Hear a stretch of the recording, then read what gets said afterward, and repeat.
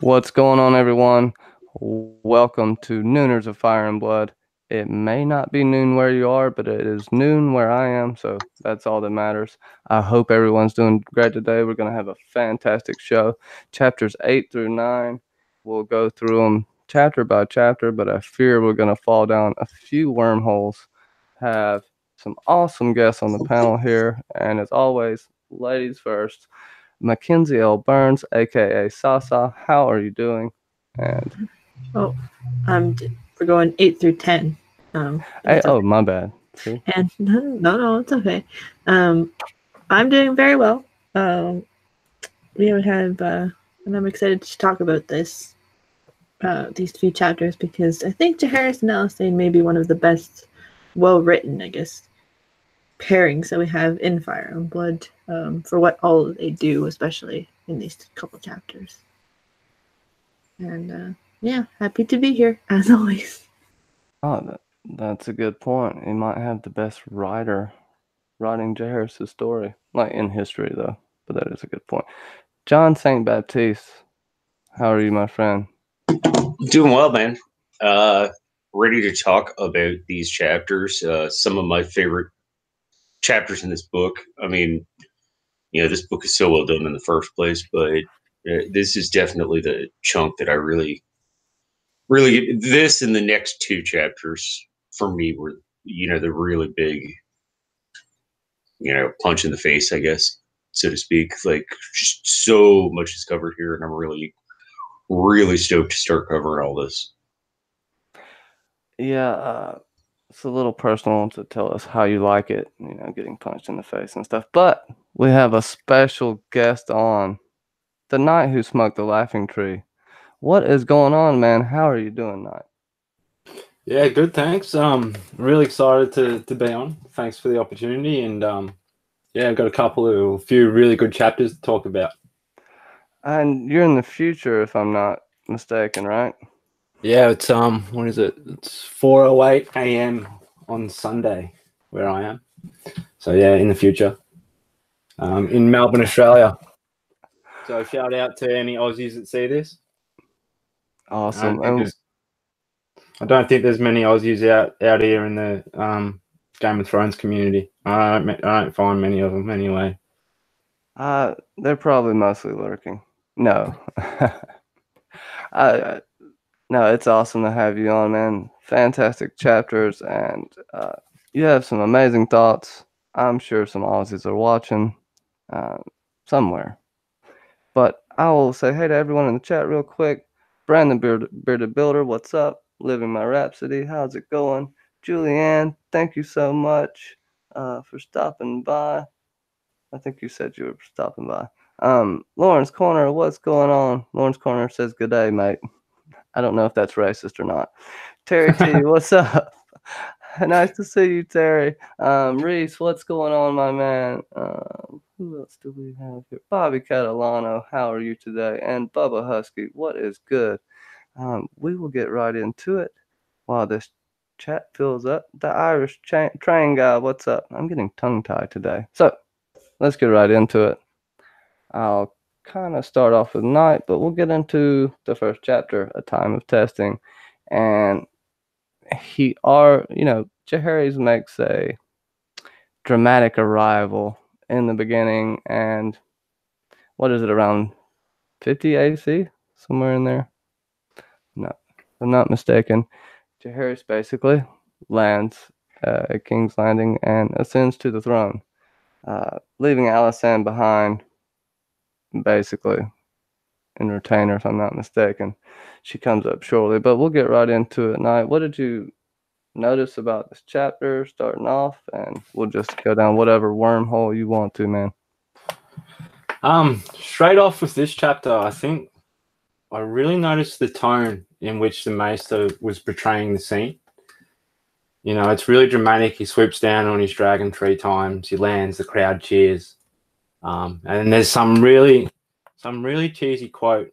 I think it's like, "There's work to be done," or something like that. And that I actually thought it was a little bit, that first maybe 2 or 3 paragraphs were a little bit unlike George's writing. Like there's it sets off and it's raining and everything's really dramatic. So I don't know if that was just me kind of reading into it too much, or if George has done it on purpose, so that as if the Maester was trying to make it seem that way. Well, the King's Guard arrived 3 days before he did. I mean, there's a lot of 3 symbolism here, which seems to be a holy number, maybe even for the faith of the 7, but we also have a lot of 7s in Jaehaerys chapter, and we were talking in the pre-chat about how Maegor has a lot of 6s in his chapter, and if you want to get into all this, we can cast doubt on the writers, right? You have to think about the maesters who are writing this, who wrote about Maegor and why. Did they write it after Maegor was dead? Was it advantageous for them? Were Jaehaerys and Alysanne a propaganda machine?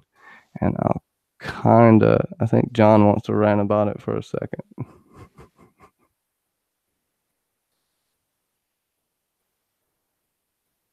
Hashtag find the button.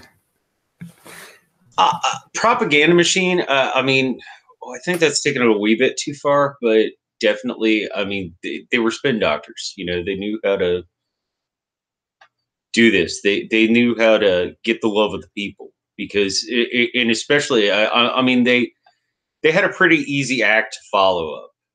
You know, this is like, you know, your opening act really sucks. So, you know, you can come on and, you know, have your little flaws and make your little mistakes, and you're still going to sound awesome compared to them, because their opening act was Maegor, and, you know, nobody liked him. So I think that's why they were able to supersede a lot of the conventions of the Seven Kingdoms, a lot of the marriage conventions and ruling conventions and things like that.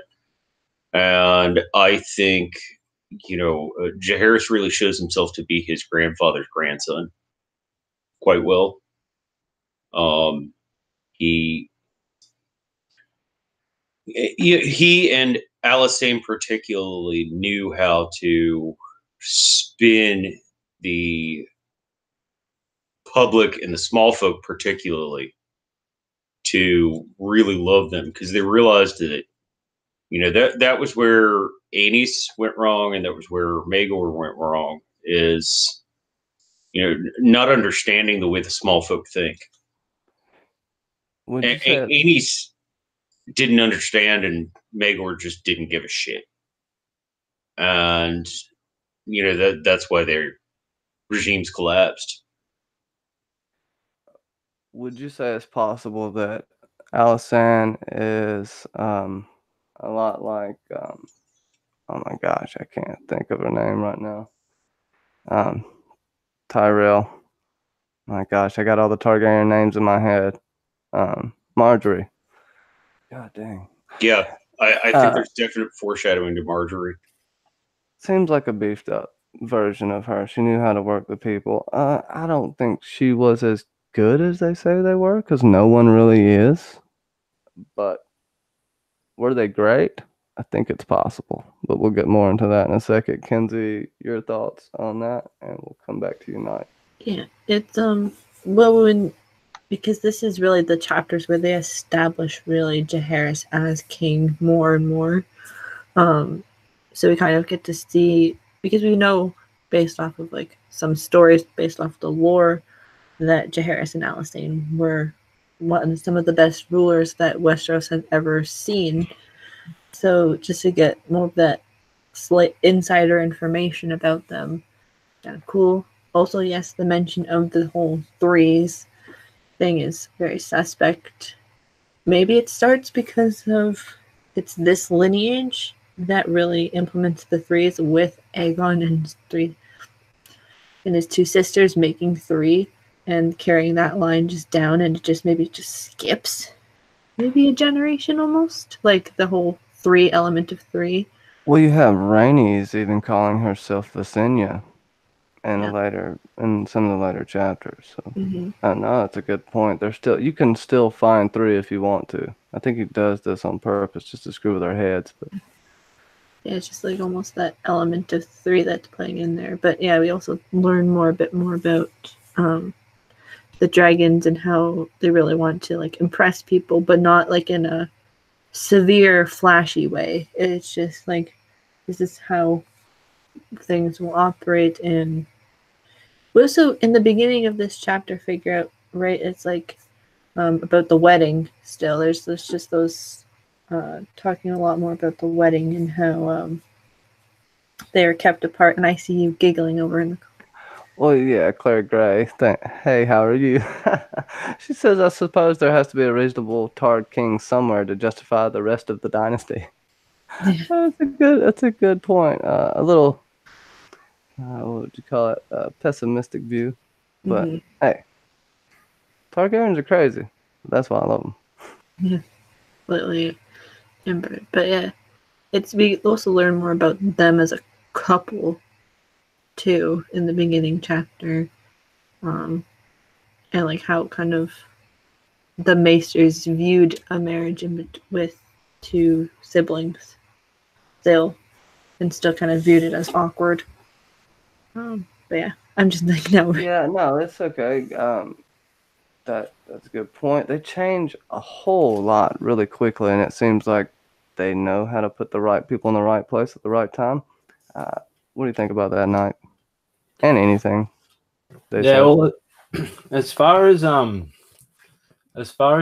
and Alysanne being a propaganda machine, I look at it as more as they went on a campaign trail.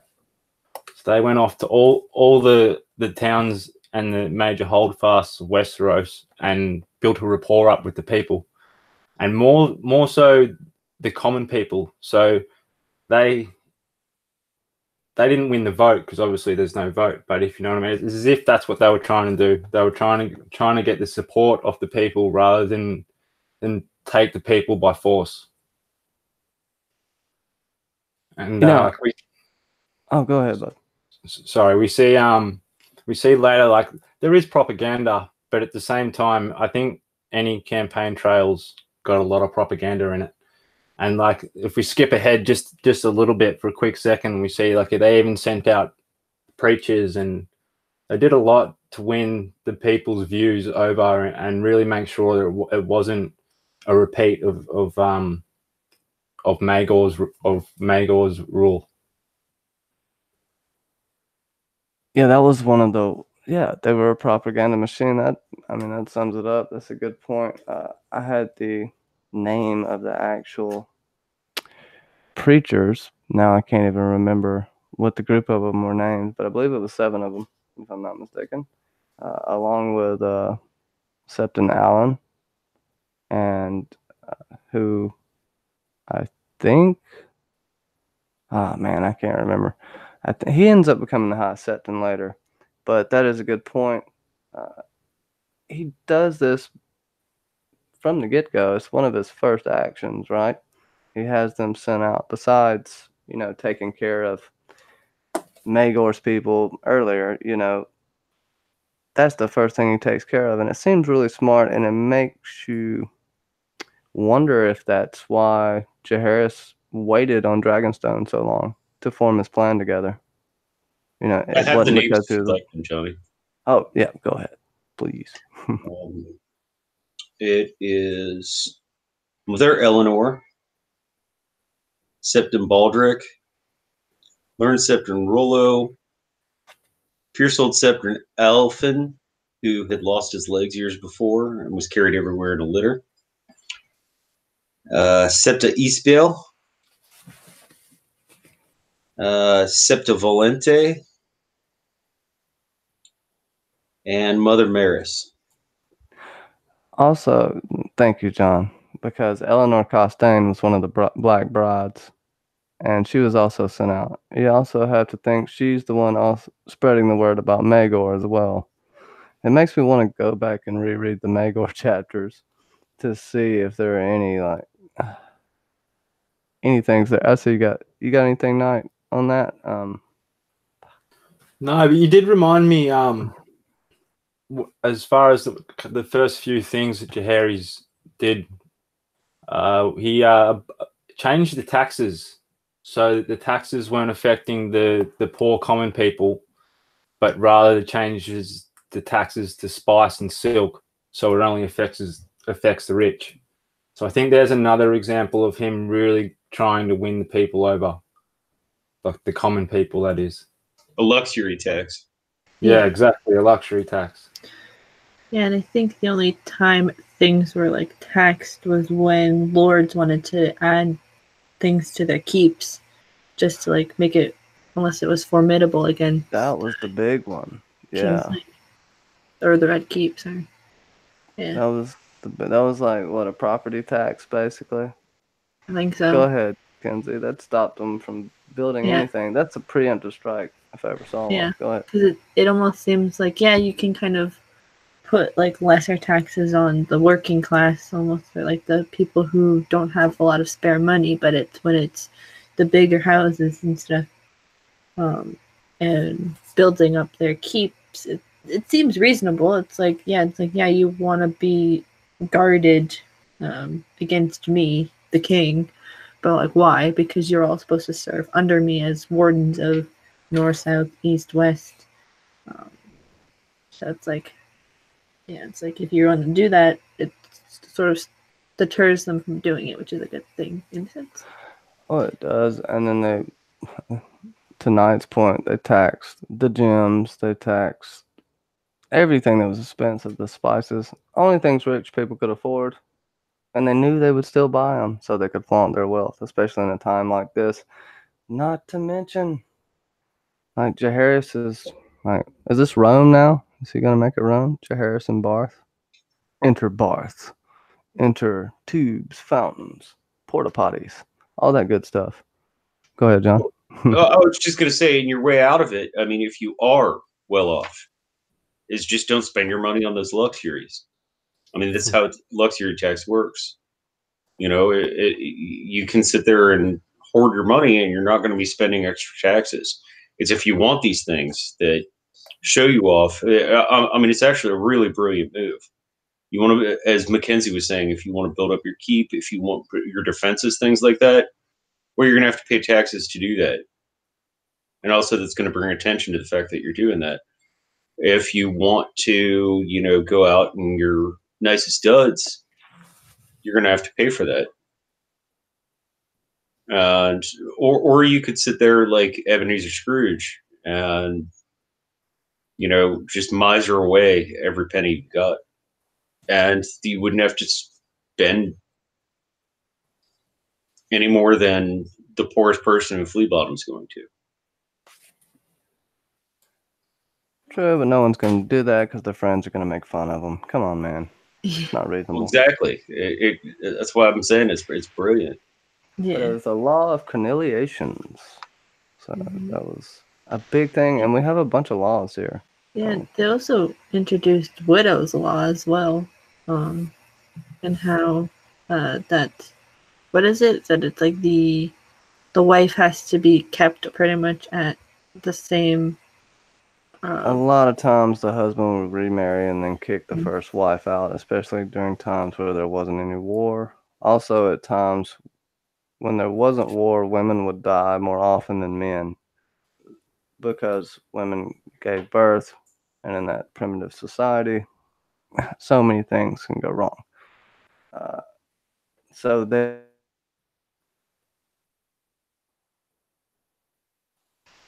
Oh, I think you dropped. You dropped. Oh goodness! The first heirs to the firstborn were saved that way, even if the wife died. Childbirth, or another family couldn't come over and take over the household. It's a really good thing they did. I can't say they abused their power. So I can't think they were bad. I do think their story is slightly romanticized, though. Now that I've talked that out in my head. Yeah, like Claire Gray makes a good point about how that though it wasn't a perfect marriage, they had breaks from one another. Perhaps that's a healthy way to make that relationship and the marriage work. Especially, and then my addition to it is probably also because they are king and queen at this point. Like, that's probably really taxing on that relationship as well, even though we know historically, usually kings and queens, they married just for political reasons and not based off of true love. But yeah, maybe those taxes and stuff and are going to see more of the common people was a good thing for that. Almost, it's like, I don't know. Yeah, it's good. They look good in the eyes of it's easy to make yourself look good in the eyes of the common people.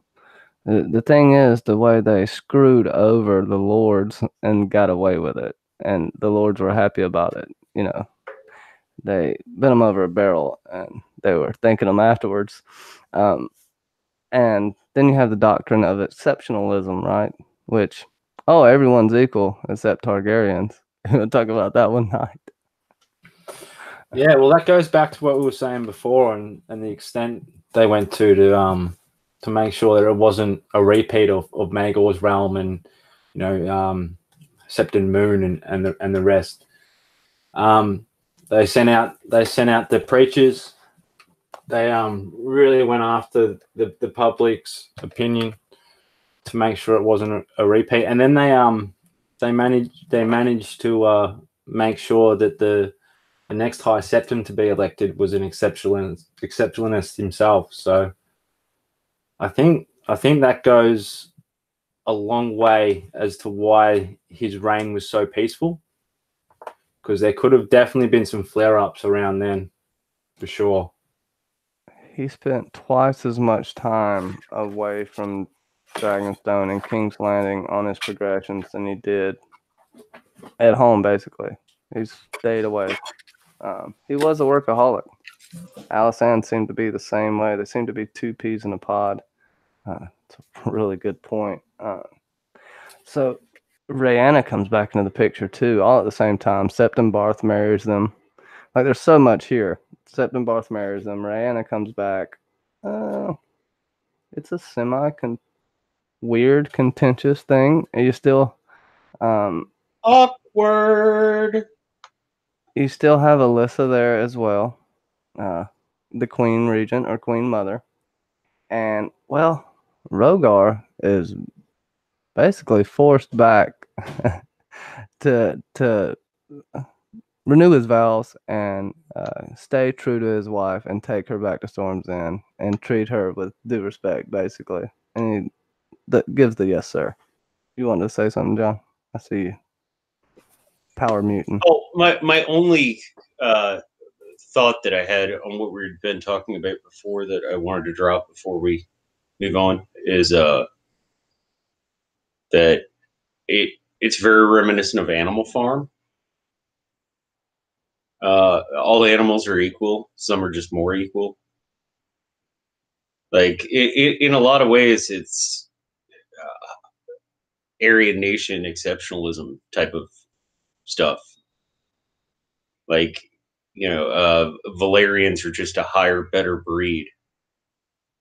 Targaryens are this master race. It's I didn't pick up on it the first time, but my second read through, I really picked up on that there's a whole lot of that type of propaganda.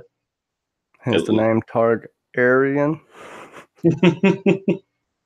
Nice. I saw what you did there. Oh yeah, no, that's why that's why the name is the name. Yeah, like I said, I didn't pick that up so much on my first read because I was just plowing through it, but definitely on my second take, I really picked up on that exceptionalism being exceptionalism. Like, it's kind of racist.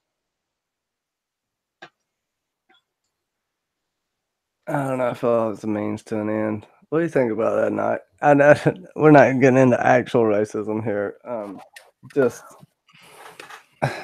I don't know if it's actually racist, but they think of themselves as gods. It'd be like someone thinking themselves the son of Odin or the son of any other, being a demigod on it, being the son of Zeus or something like that.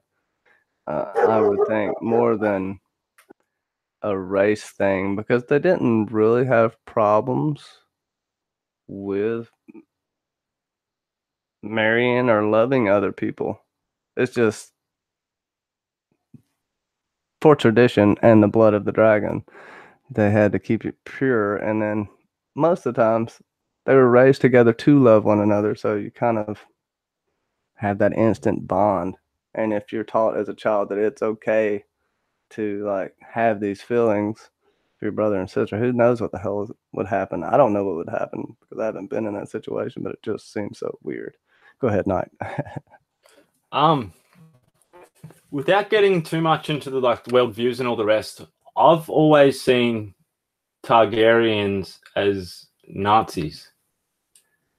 You got the fire burning people, you've got the blonde hair, you've got the eyes, and then you've got this exceptionalism and all the propaganda to go along with it, which I think is more evidence to the fact that he's drawing some inspiration from that part of history. But yeah, they definitely play themselves off as gods, and in a way, maybe not gods as in is the right word, but definitely better than or different than the rest of the people in the realm. Yeah, we'll talk a little bit about how they're different, what makes them different later, if it's just some kind of natural weirdism. Probably why they're like that, though, is because they're the only survivors of the Doom of Valyria. So it's because the fact that they have that whole thing where it's like, I'm special, even though because they were because we have to remember, before the Doom of Valyria, they were the minor house. They weren't the reigning house of Valyria. So it's just the fact that they survived and that the Aegon the Conqueror conquered Westeros. It gives them that sort of, I don't know if this is the right word, but almost that elitist mentality where they are sort of better than everybody else. And the dragon and the purple eyes and the blonde hair doesn't help because majority of the rest of Westeros has like dark hair and dark features, besides like the Lannisters, which is like an anomaly. Yeah, that's a good point. They did like wed in the families in Valyria, but it wasn't as habitual as it is now. I think, to your point, yeah, they're the last Valyrians, basically, besides the Valyrians of Driftmark and someone else I can't think of right now. But I also think that like the wedding in families thing, it's because like if you as a child see that your parents are declared as brother and sister, but they are also married, it just puts that thing into your mentality like this is okay, and that potentially like marrying outside of the family is like wrong. I don't know, it's like something probably weird psychologically like that. You almost need a psychiatrist to analyze what's kind of going on with how that works. well, John, if you want to, you can throw your 2 cents in about that. We got a good question to bounce off of here. We're going to get farther into the chapter, but I don't care because it's a good question. Unless he stepped away for a second. Oh, anyways, he'll be back. Claire Gray says, is that why they're impervious to human disease? They're actually a different species rather than race. I would think they would be within the same species because they can mate. But I think they're chimeras. That's kind of my thought, what I'm starting to think now. I don't think all these hints of the blood of the dragon. Then we have this weird worm thing, which may or may not be tied to it.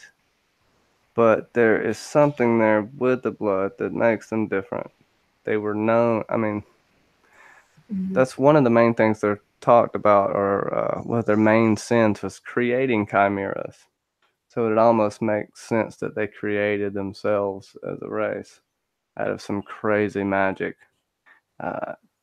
That's where I'm going with this. I think it would be really cool, and it would explain a lot of their craziness. It explained their link with the dragons as well. Seems like the dragons take on the same persona as their riders and actually have the same feelings at the same time as their riders when they're actually bonded. Some cases differ, but for the most part. Yeah, John, would you like to touch on that? Yeah, sorry I had to step away for a second. The cat was trying to be Balerion the Black Dread, but it wasn't fire that she was spitting out.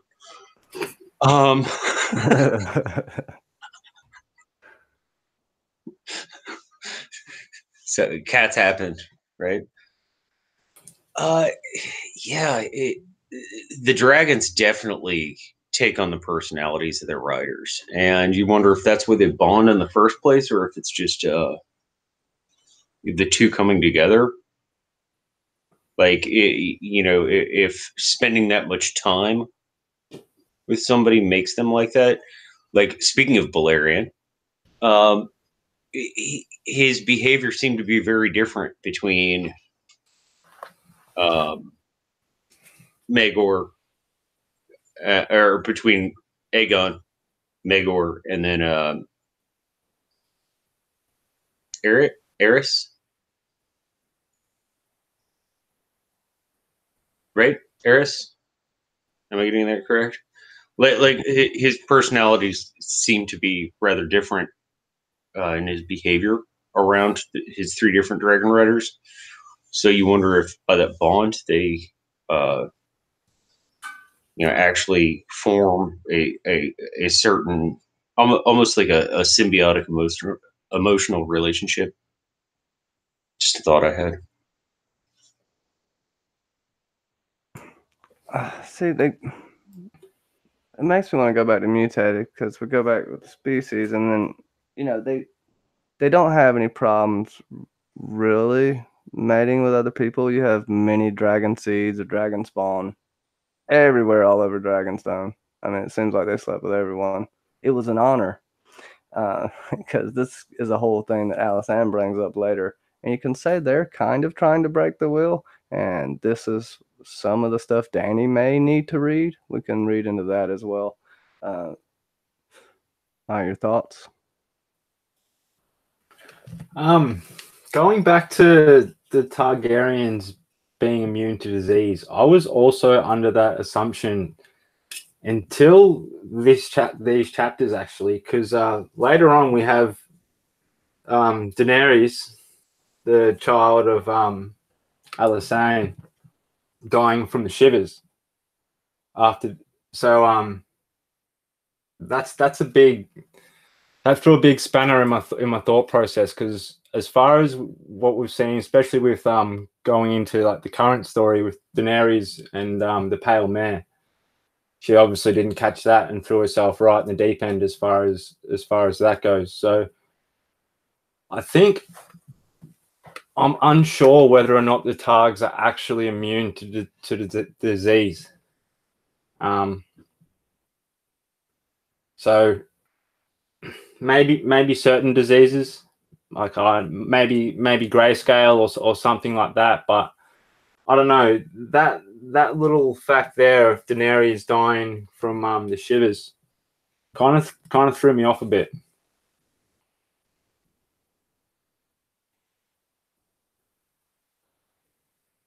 Yeah, I feel like some get the blood of the dragon and some don't. That's why some are dragon riders and some aren't.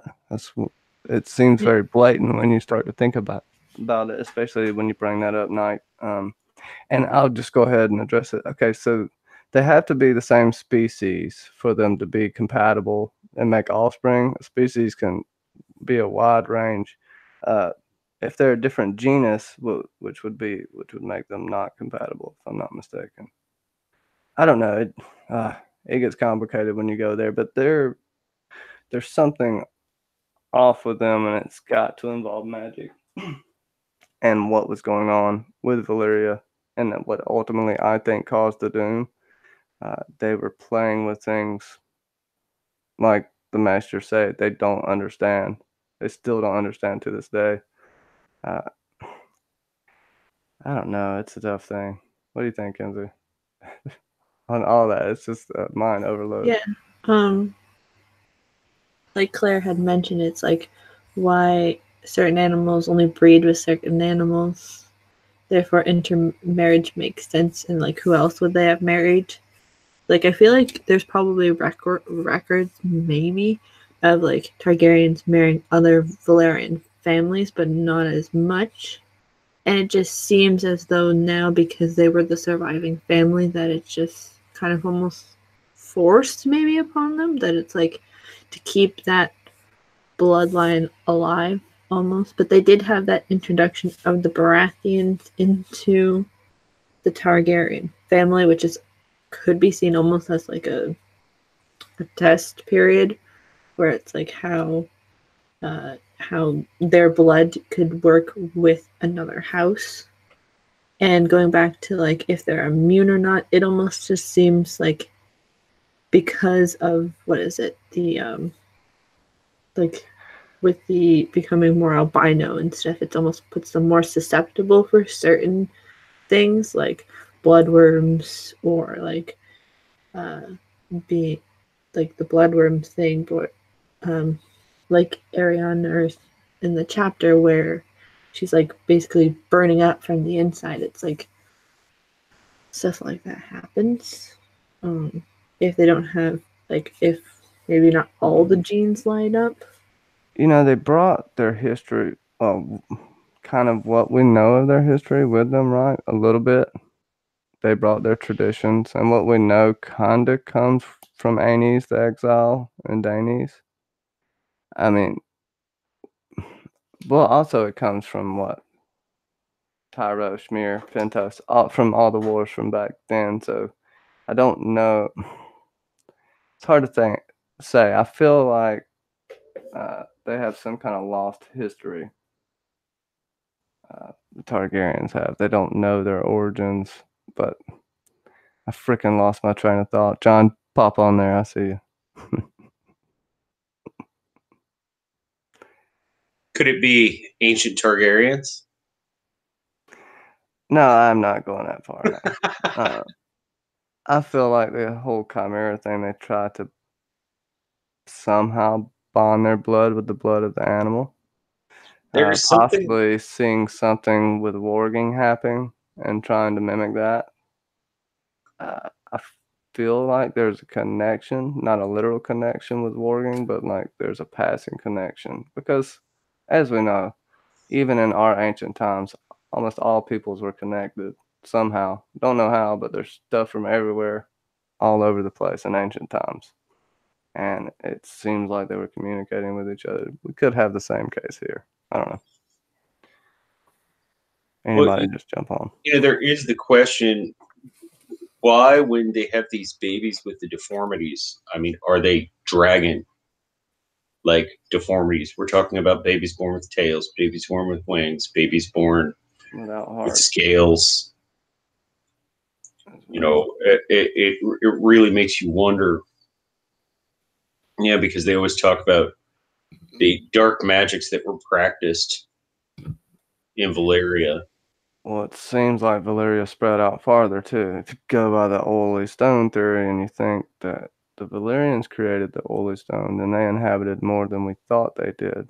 So you got that, which that kind of could back up your point a little bit. What do you think, Knight?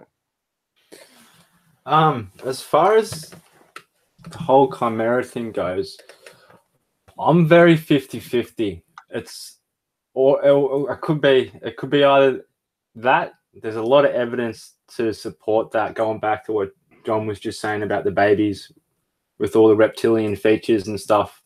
But interestingly, when reading this book in particular, the bond with the dragon riders really reminded me just of the bond between the Starks and their direwolves, just with the emotions and like that. And that had me thinking. And then we see, for example, Alyssa Targaryen. She's got one violet eye and one green eye. So it's almost as if she could be have green seer blood. Maybe not from Westeros, but from a different part of the world. But there's kind of the same green seer capabilities. And then I'm pretty sure if we go on a little bit further down and we see Jaehaerys' son Aemon, he has gold eyes. He's known as Aemon Gold Eyes, and the children of the forest have gold eyes also. So when I started to think about that I really started to wonder if it's not just the same magic or very similar magic that everyone's using. Well, that's a good point. I do think there's a center magical hub that the weirwood's just part of it. Branches on the same tree. Yeah, I can agree with that. I think you may even could argue that one of the main magical sources in that area was the Doom, and maybe that's why magic died a little bit in that area, because that magic source got depleted by the Valyrians. That's possible. It's hard to know, but we got a good question. What do you think, Kenzie? Did you say what you thought? Yeah, like the whole Getting thing. lost in a wormhole. Sorry. Well, if the children have like the scales and all of that stuff, Daenerys had Rhaego, and Rhaego had scales and or wings like a bat, apparently. So even though obviously we never saw it, or it's just a secondhand account of it. Maybe, who knows? They bring it up again, and who knows? What if the double Targaryen blood that will be Jon Day's baby, if something like that could happen, or it's something that happens in this where it's is it Alysanne when she's pregnant with Aegon the first time, she's attacked and 3 days later The good wives saved her. Yeah, she has the baby, but then the baby dies 3 days later, so it's like could be something. Yeah, and 3 women with 3 knives attacked her. Yeah. Isn't that weird? Mm-hmm. But go ahead with the question. That's just my thought. It's just like it feels like it'll be implemented potentially again into the show / other mediums. Well, I think that's definitely possible. You could have the Northerners didn't like that. That's a good point, Kenzie. Do you think there could be an attempted assassination on Daenerys? And then I'll ask this question in the chat because Kenzie just brought up a good point. I feel like if she was to produce, if it was the fact that she was pregnant, maybe, and it's after, she announces that she's pregnant after maybe Jon and Dany have secured their alliance, maybe through marriage, there could be like an assassination attempt. Whether it's from people from the north or who knows, maybe someone from the Faceless Men is like, haha, I want to see like if I can get Daenerys Targaryen's face or something like that, right? Like if we want Jack and Hagar to be, I know this is tinfoil, but who knows, to have some sort of like. Jack and Hagar is Dany right now, and Jon doesn't know it. That's the big conspiracy. It's the best tinfoil ever, but yeah. They could just want Dany's face. Maybe that's what the end game is that they want Dany's face. So they have a lasting Targaryen in the Hall of Faces. Especially an important one. But I don't know. I'm tinfoiling right now. You're muted, by the way. Hey, John, while you're in the book reading, I'll interrupt you. What were your thoughts on that?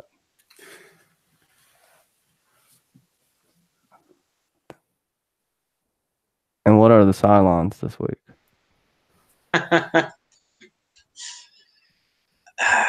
Yeah, I don't know.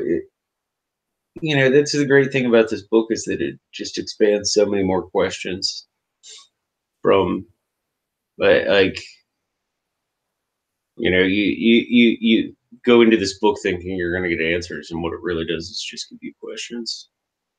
I definitely think, though, that,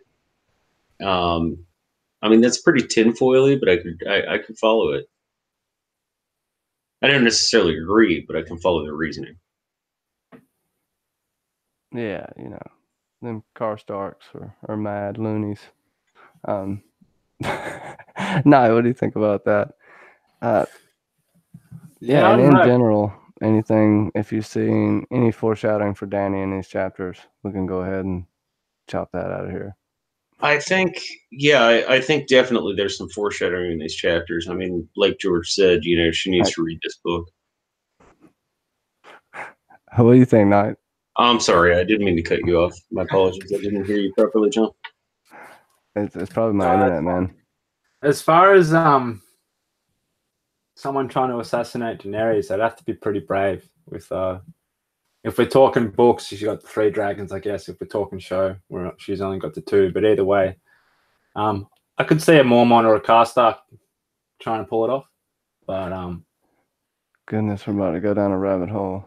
So, do you think Sansa will petition for the dragons not to be in Winterfell like Alaric Stark did? yeah, not within the walls. Mm-hmm. Yeah, you might be onto something there. These chapters, man. Mm-hmm. Yeah. There's that, because they'll have to have some, but, well, obviously the dragons won't be able to fit really in Winterfell itself, because they take up the entire courtyard, just Drogon probably. Yeah, it would. That's a good. Yeah, I mean, it's just pretty possible. Now that we think about it, I mean, the book seems to be foreshadowing. We'll keep talking about stuff, and you'll say, "Oh my God, Danny." I was doing it the whole time I was reading. But Claire Gray had a great question. They're definitely different. Can I ask what you all think of the cultural legacy of Alysanne and Jaehaerys?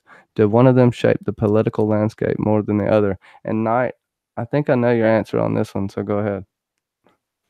I think we're very, very equal, but in their own ways. Alysanne, you know, she established a lot of new laws. She abolished the right of first night. She established the Queen's Council. But Jaehaerys was probably just as prominent. I think you got to view them as a team. Like, whilst Jaehaerys was off doing one thing, Alysanne was off doing the other. They really covered all bases. I'll go on. You sound like you wanted to say something. Oh no, I was just gonna say it's a really good point. They cover up each other's weaknesses perfectly. Yeah, it's a good point. But yeah, I mean, we see Jaehaerys really, whether or not, I guess if we're talking cultural landscape, we see Jaehaerys. He's got.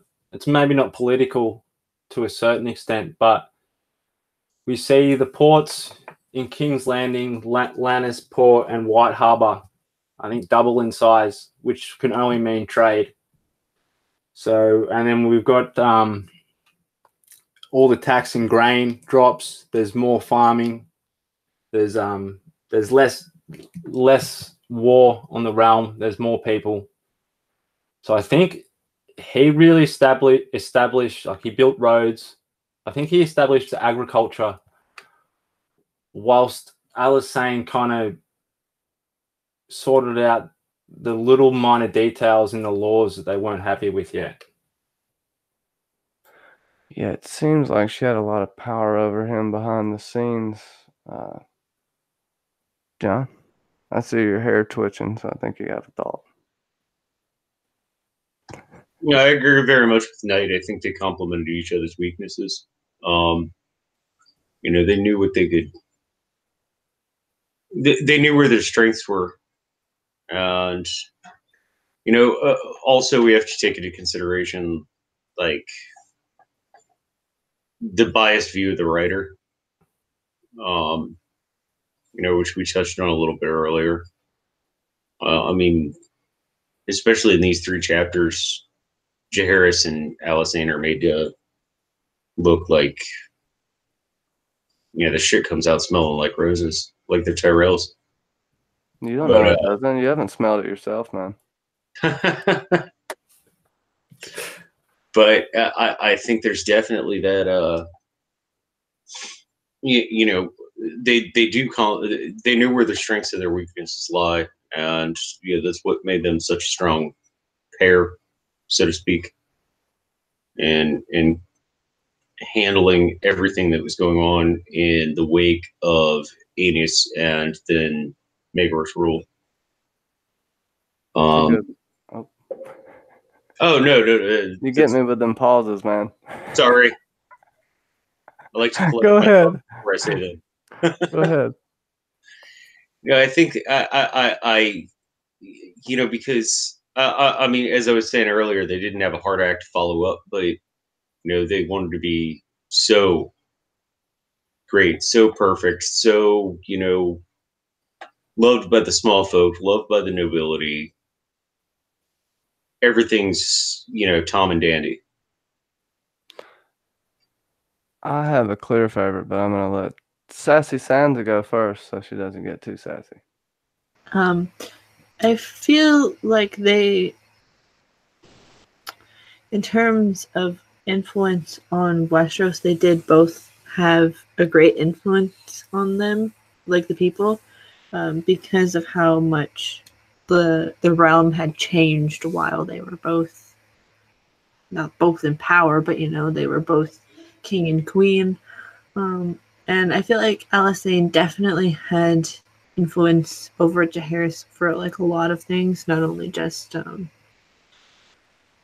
what is it, like in terms of just power, but how she had no real authority when it came to laws and stuff, but she helped influence what would happen next, like with probably Widow's Law and those other sort of minor things, because this is later on, this is like in chapter 10, but when she goes beyond the wall and she meets with the women who are in Molestown, like that's like a huge thing, and how she wants them to be treated, and how she like talks with like the Night's Watch and all that stuff. So she's going out into the world and like learning from all of these different people, so that when she goes back to, like when she kind of comes back to Jaehaerys, she can kind of explain and talk through all of these different things, which could influence more laws or more different forms of other things that ultimately change sort of the direction of what would happen next, almost,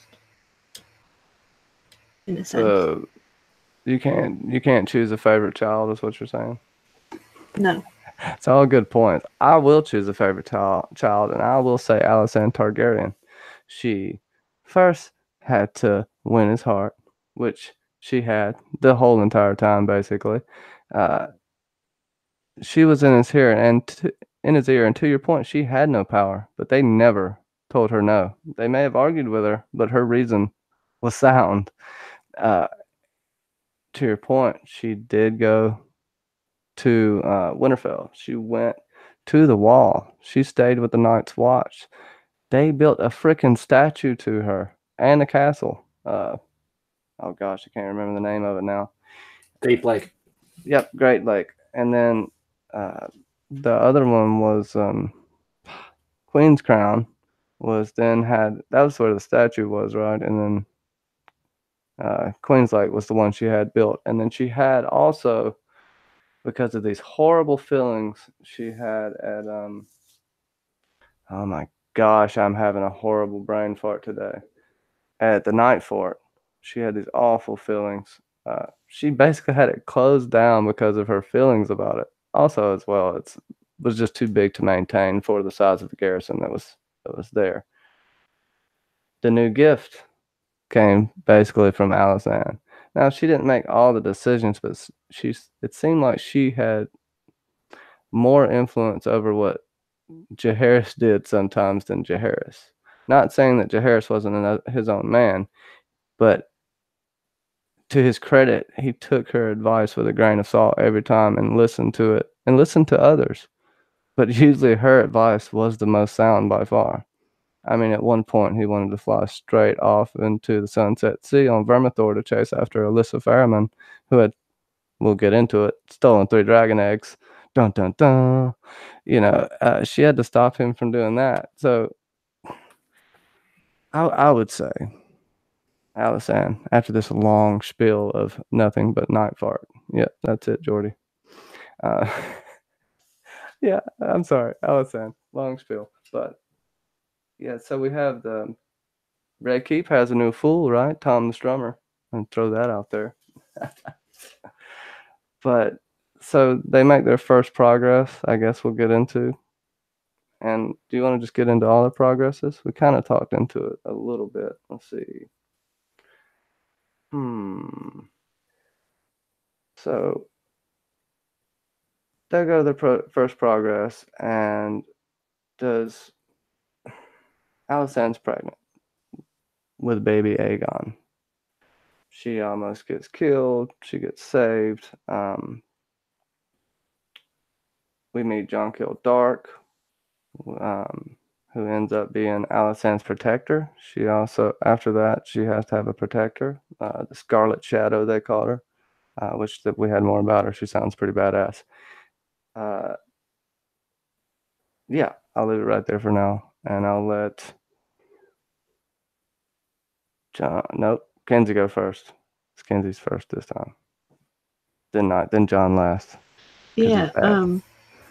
When you read about the fact that she's attacked while she's obviously pregnant with Aegon, it's kind of scary. The fact that there's like 3 people that want to like obviously attack her and kill her, but it's not people who are just like exemplified too much in terms of that. I think maybe it's because they didn't like what was going on at the time, but that the real thing is like if it caused pretty much maybe some sort of distress, because it is, I think, was it 3 days later or something like that, she ends up going into labor and having Aegon, but he doesn't survive much after birth because he is so small and fragile, because it's been it's weeks before he's actually supposed to be born. So there could be some sort of, like we're talking about, implication if this was to come up again and someone we know is supposed to be attacked, aka Dany. Not even just, she feels like maybe not necessarily attack from 3 people, but maybe just the feeling of attack of the Night King and or 3 of the White Walkers almost. And yeah, that it's almost uses that and that, because that would be like a tragic thing of like having to be at this point where she's finally has this whole thing and then just it's taken away from her, kind of like Alysanne. Like she was promised to have this child that was the heir, the next heir, and it's wiped away in one swift movement almost. Yeah, Dany could go through some things of that nature. I do think she already lost a child. I do think they're gonna try to kill her. I don't know what's gonna happen. I don't know if she'll lose another child after gaining one. If they do get her pregnant, she's gonna have that baby more than likely. But I'm getting off topic here. Knight, go ahead. So much. Yeah, once again we've got the repetition of number 3. But this scene, although it's quite different when you actually think about it, it reminded me of the assassination of Cat with the cat's paw dagger, in the way that it was just a shambles. It was almost never going to work and begin with. It wasn't well planned. Yeah, she was at a vulnerable time. She only had her handmaidens around, but lucky for her, they were brave and jumped in front of the attackers, I guess. But yeah, it didn't seem like a very professional hit. It seemed very, very rushed and yeah, just a shambles of an attack, if that makes any sense. Yeah, it does. I think they arrested a half dozen afterwards, and it was just like a few people that were really ticked off, and that's all it takes, right, John?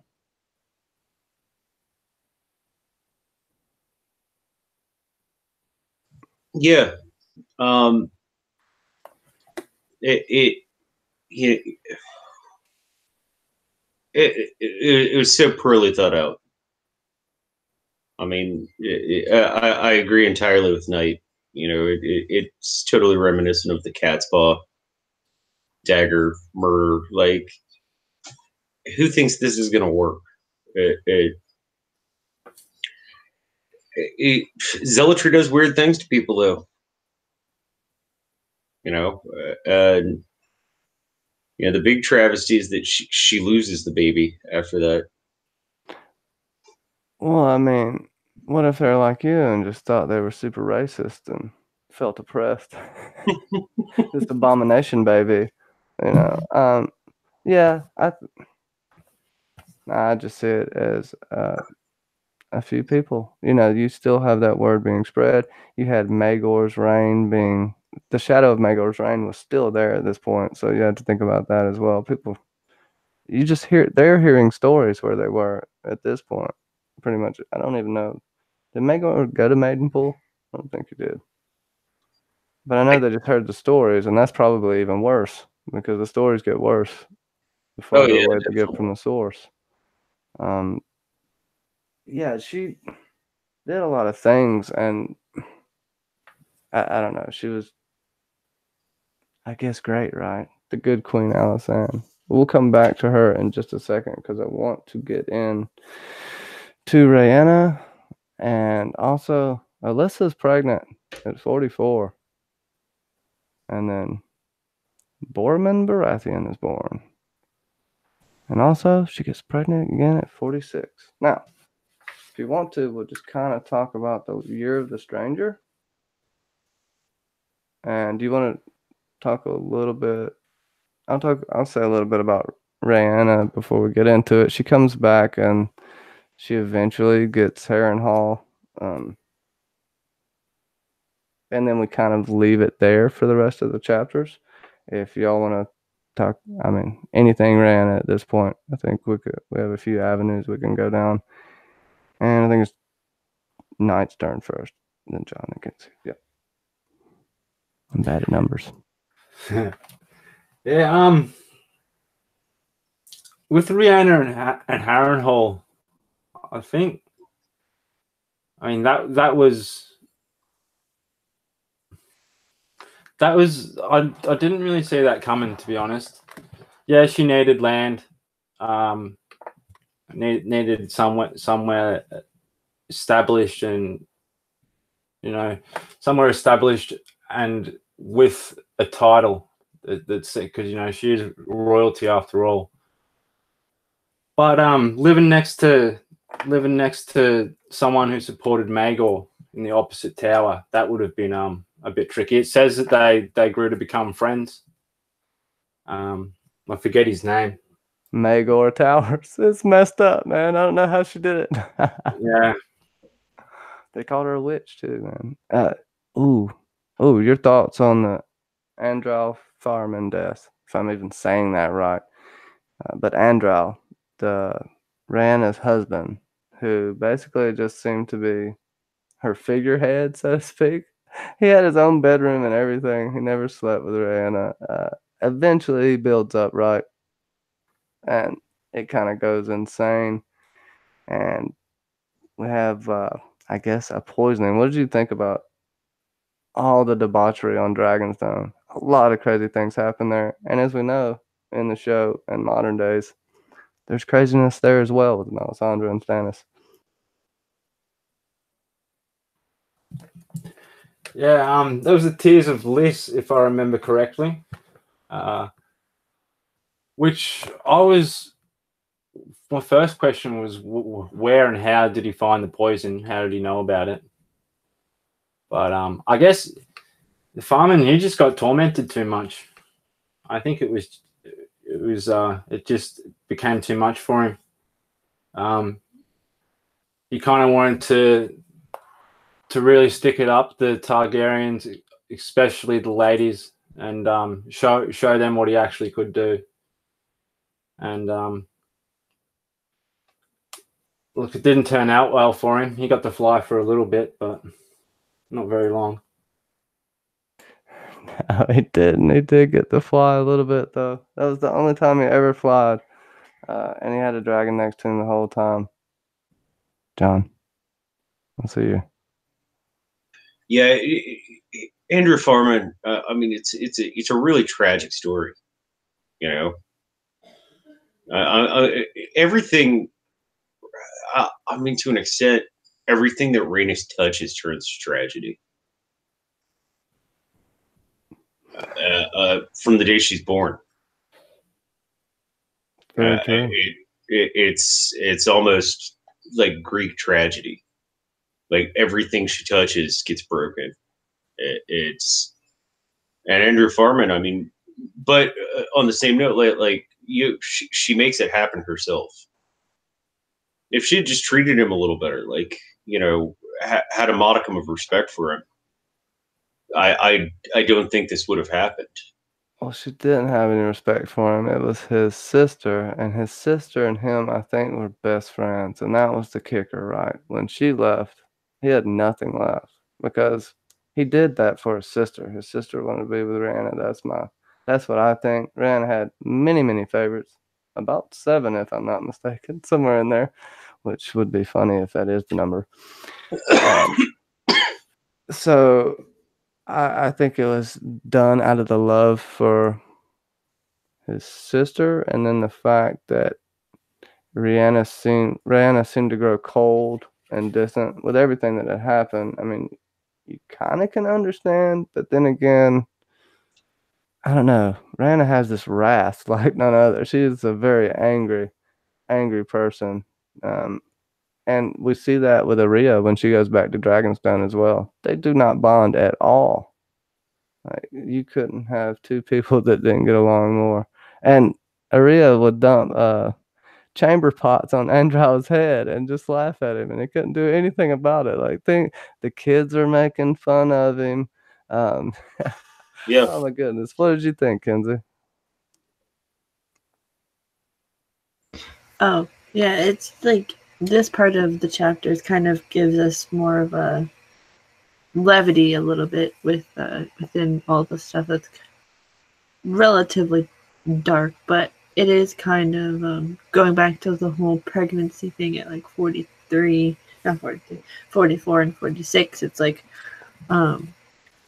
it's a little bit unheard of, and that's what even the maesters are saying, like, especially after she had the first child and then she obviously conceives the second one.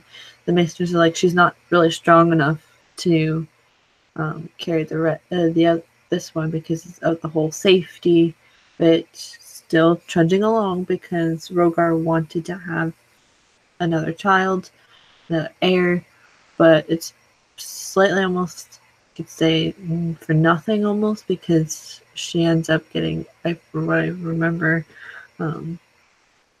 like very badly, like in like unstable condition, and the child happens to be a girl, if I remember.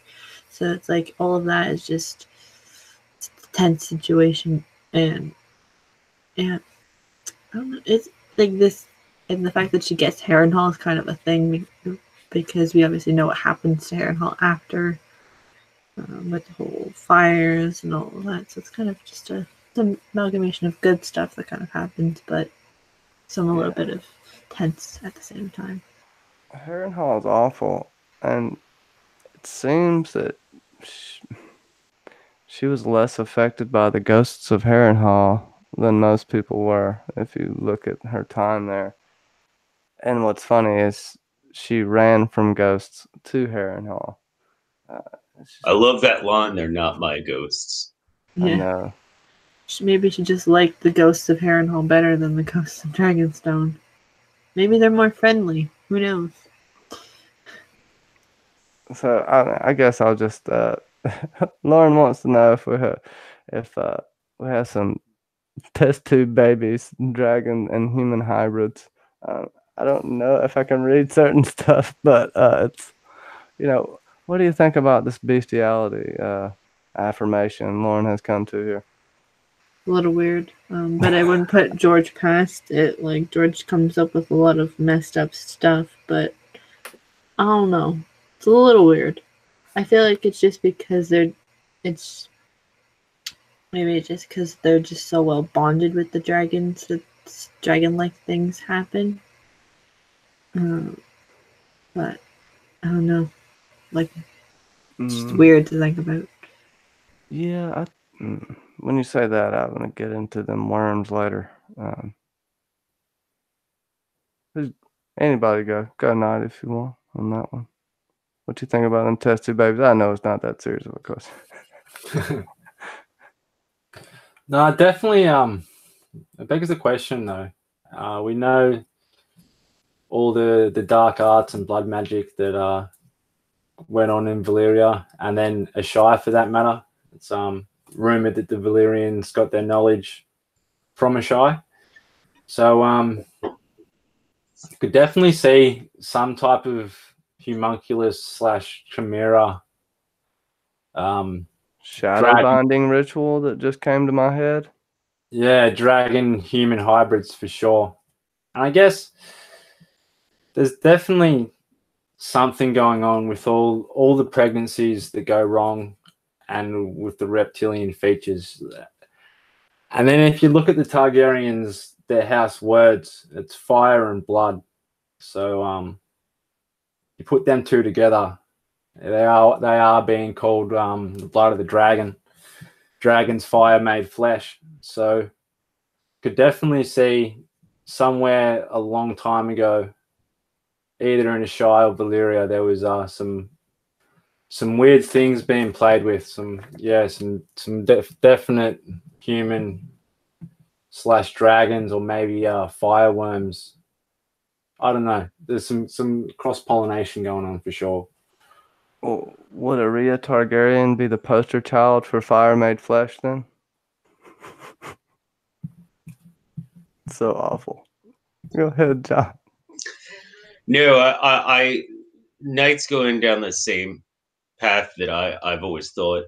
You know, you have the Valyrians. They were these, like, whatever shepherds, and then ET collapses, and all of a sudden, within a couple generations, they're masters of dragons. They form an empire. Like, and back to the dark magic. I mean, we know how influenced by Lovecraft GRM is, and these dark pacts. I think that's definitely what's been alluded to since the non-birth of Rhaego. I mean, in the books, if you take them not chronologically, but in the order they were written, I think since the non-birth of Rhaego, I don't think that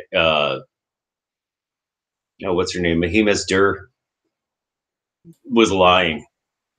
I think the baby did come out as this corrupted, blackened thing with wings, and I can't remember the exact wording, but I think, I think the bond that the Valyrians have with dragons definitely has to do with dark magic. You could even get into, I mean, if you really want to go down the rabbit hole, and I am putting on my tinfoil here, incubi and succubi, and pacts made with great others. And it's interesting too from the Lovecraft perspective. In Lovecraft's work, you have the great others, and Melisandre talks about the great other. So maybe it's not the Night King; it's actually Cthulhu. Just throw that out there for all you Kraken lovers. To that point, Mel literally giving birth to shadow babies, and you have to wonder if she's even working for the right god, so to speak. You could get into the whole thing there. Yeah, I see you, John. You want to say something, don't you? I don't know if you want to get me started. It's a pretty big rabbit hole to go down. I should probably write about it. It would take less time. But I definitely think there's something there. I definitely think, the dark magics that are spoken of, and those words are specifically used. And yeah, definitely with Melisandre, I mean, that's going way off topic, but Melisandre's following the wrong. She come from a Shah, man. That's not off topic. True. It connects, if you think about it. And then you have the shadow. Maybe the shadows. Maybe they somehow figured out a way to manipulate with the soul. You have Qyburn talking about a soul in the books. You have many instances where you see the spirits dancing in Dany's tent. You see the shadow babies. If I'm not mistaken, there's a couple of other like dark, mysterious figures we see in the books. Just enough there to let you know that there is another side. So maybe it's connected. And I only really kind of thought of this when you said that, so I don't know how far I can go with this. We'll keep going if you want. Oh no, I think it's just what we were talking about before. I think all the magic in this world is tied together in some way, shape, or form. Yeah, I was actually pretty happy with the metaphor that I made there. It's the different branches on the same tree, but it it's pounded into your skull that everything costs a life. Everything costs like in this world that's been made here.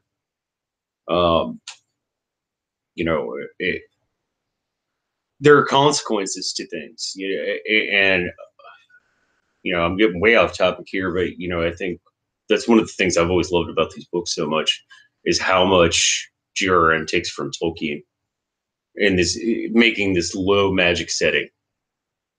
You don't have this isn't like a and I'm not disparaging this. I actually enjoy his work quite a bit, but this isn't like an Ed Greenwood novel. It's the exact opposite end. Like magic has consequences and costs and things like that. And you can't get something for nothing. And yeah, I definitely think that the reason that the Targaryens are having these dragon babies is because of some pact that was made a long time ago. Like, never mind flipping the coin, like you're flipping a whole handful of coins to see what you're going to come up with when you have your baby. Because half the time it's going to be a stillborn mutant lizard.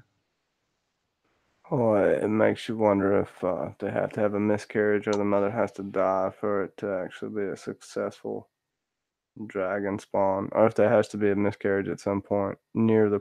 I don't know, man. You could get into a crazy rabbit hole. We'll keep going unless you want to say something on a night. It's like I don't want to touch this tinfoil. No, just kidding.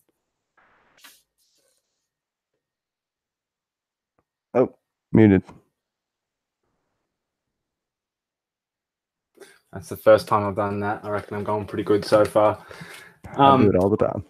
I've always wondered with the, not so much the miscarriages, but all the Targaryen dying when they're infants, if it had anything to do with not having a dragon egg in the cradle.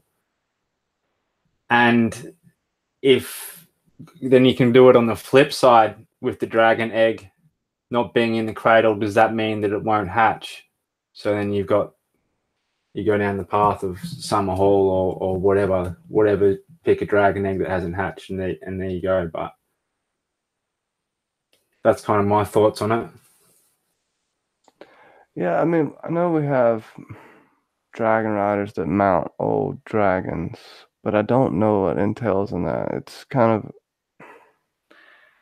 I feel like I'm gonna have to reread it again and see who around these people are dying, what life can be given for that power, or if we're just reading too much into it. But it's a good thought. Couldn't see any thoughts? No, I think that's like actually like a good thing to think about, because like guess some of these kids or these people that had these ailments, like the one with the firearms, I can never remember her name right now. Like she was involved, she had a dragon that she was riding, but it kind of caused that to come out. So maybe it's like a little bit of both, or it was just an anomaly that had happened. But yeah, I feel like because of these chapters, it's like that the dragon eggs and having them in the cradle is kind of important,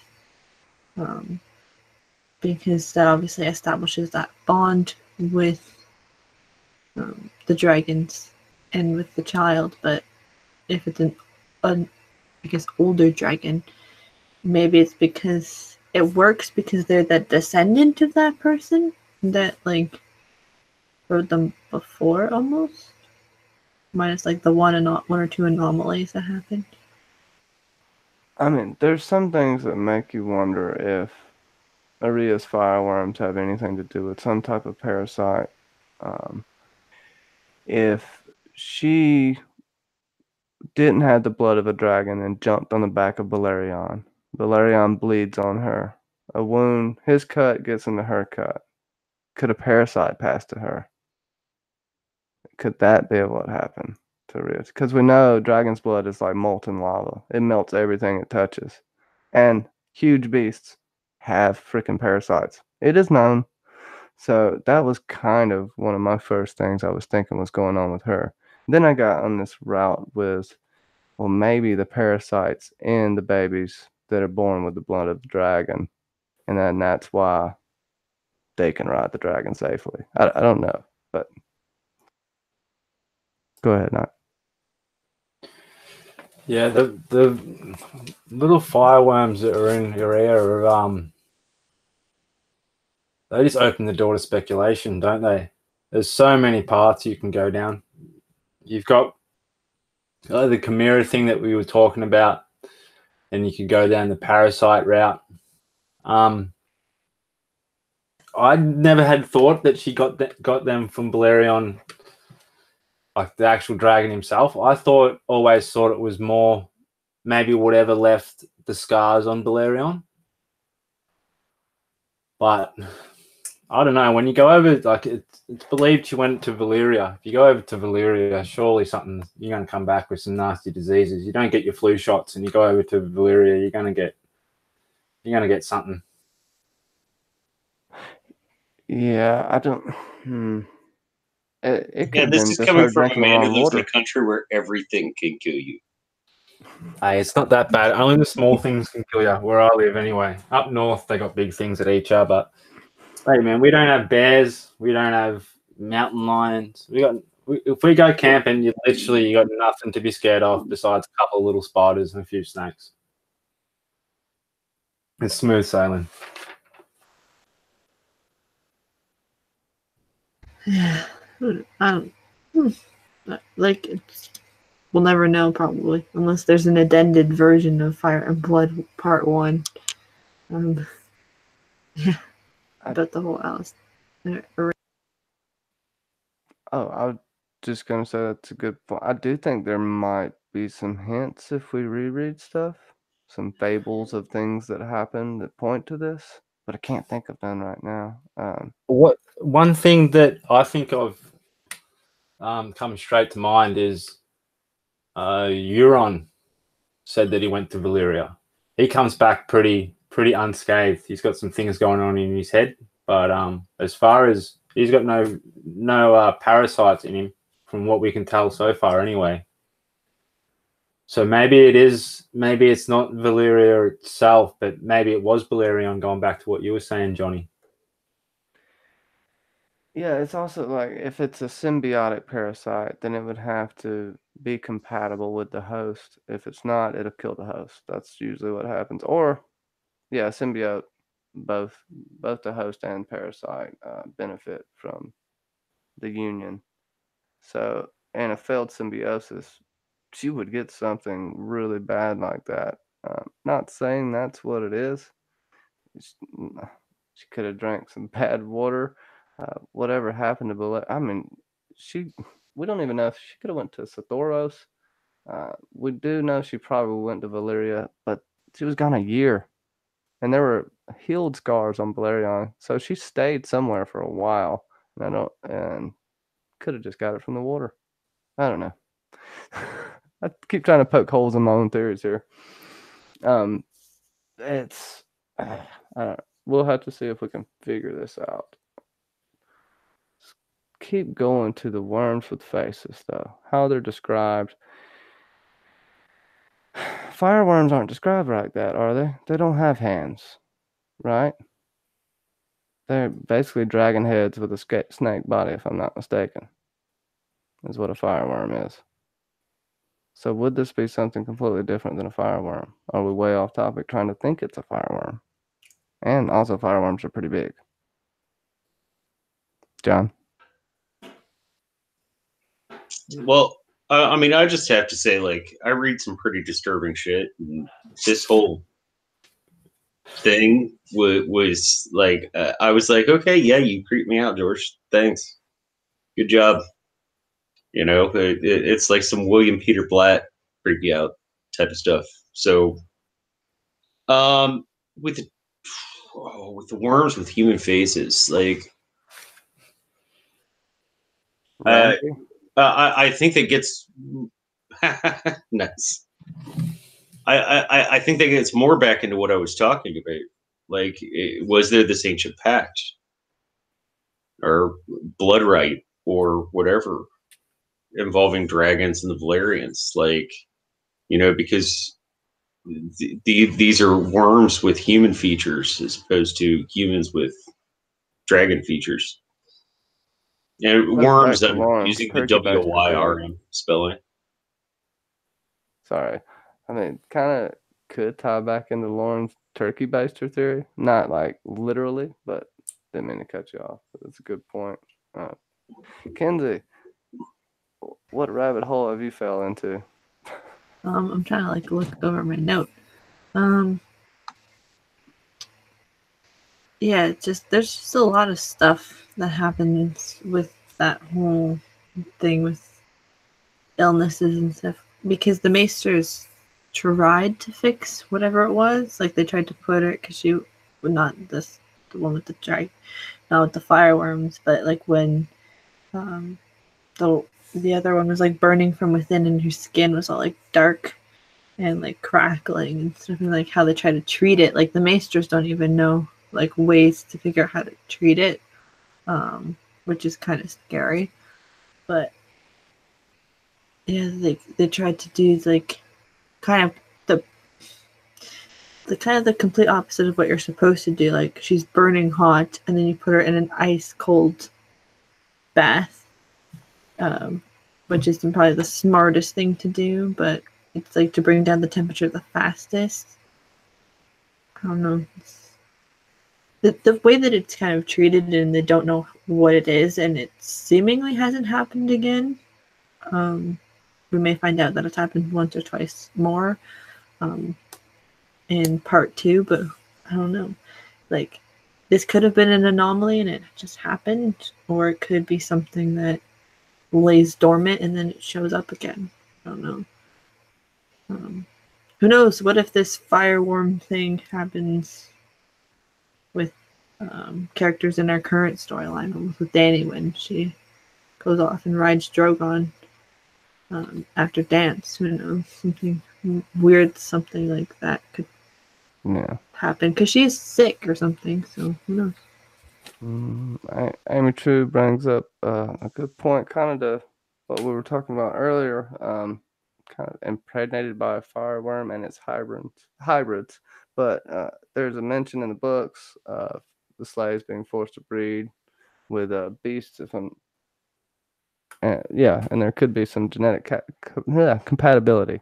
Sorry, Amy, I'm butchering it today, but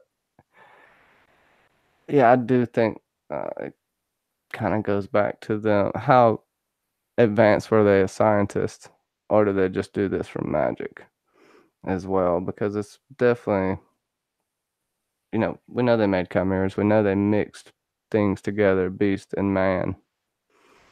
Would they do that to themselves to give them an advantage?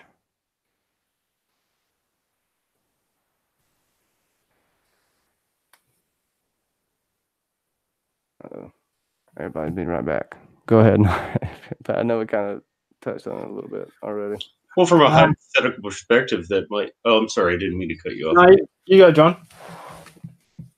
I was just saying, from a hypothetical perspective, that would be how you would test something. Is I mean, this is a real dehumanization of these people who are their slaves, but that's essentially what the Valerians did. You would use test subjects to figure out what works and what doesn't before you tried something yourself. I mean, they do it nowadays with animal testing. That's why you have rabbits who get soap rubbed in their eyes and stuff like that. I think to the Valerians it would be the same thing.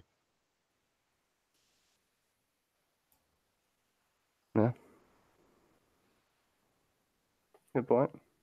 Um, if let me think here, we have these women's court. We'll go back to.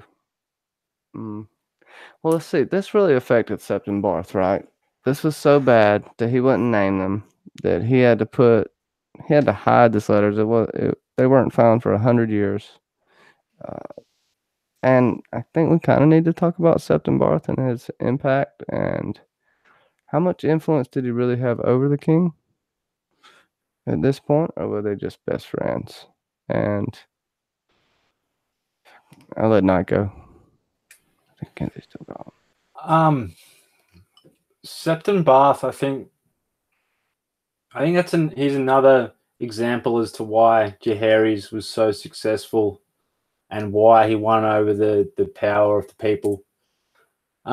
Because Septon Barth was the son of a blacksmith. He was common, and then ended up rising eventually to the hand of the king. So, but yeah, this definitely affected him. The fact that he had to hide it, there was only, I think, 3 people that knew about it up until when his writings was found, if I remember correctly. I know it wasn't spoken of at all, and it was just said that she died of a fever. Now, if we look at the fact that let's say it's not a parasite and it's a test tube thing, kind of like that homunculi type setup. Yes, they probably would have, big chance that they would have tested it on slaves, but we got to think it wouldn't have been the Targaryens that would have been testing it on slaves. It would have been the higher Valyrian houses, most likely anyway, the way I view it. The houses that probably established dragon riding to begin with. So maybe it had to come down to Valyrian blood. So rather testing it on the slaves, maybe the higher houses were testing it on the lower houses. So maybe the Targaryens were the guinea pig. Could this maybe be the real reason why they fled instead of some dream that they had? Yeah, well, that's a possibility also. You would see that, and you could see that they could do that just to one house. They wouldn't even have to do it to all the lesser house. They could breed a house just for specifically that. And what if the Targaryens were that? Somehow they may broker this agreement, and Aenar the Exile got out of there somehow. I don't know, but that's a good point. I think they would. John, go ahead. I'm trying to process that because that's pretty good. Kenzie, you back? I see you back. No, Yeah, not back. Same with that. I could totally see that. Maybe they were the test subject A. Yeah.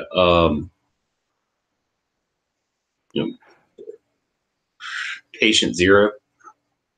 Yeah, they could have volunteered for it, possibly. At some point they would have to test their blood as well. Even if they did test it on the slaves, they would have to test it on themselves. And usually, the rich person's not going to test it on them or their family. They're going to test it on someone that they don't care about necessarily. And the Valyrians cared about nothing but themselves, it seems. Kenzie, I'm ranting.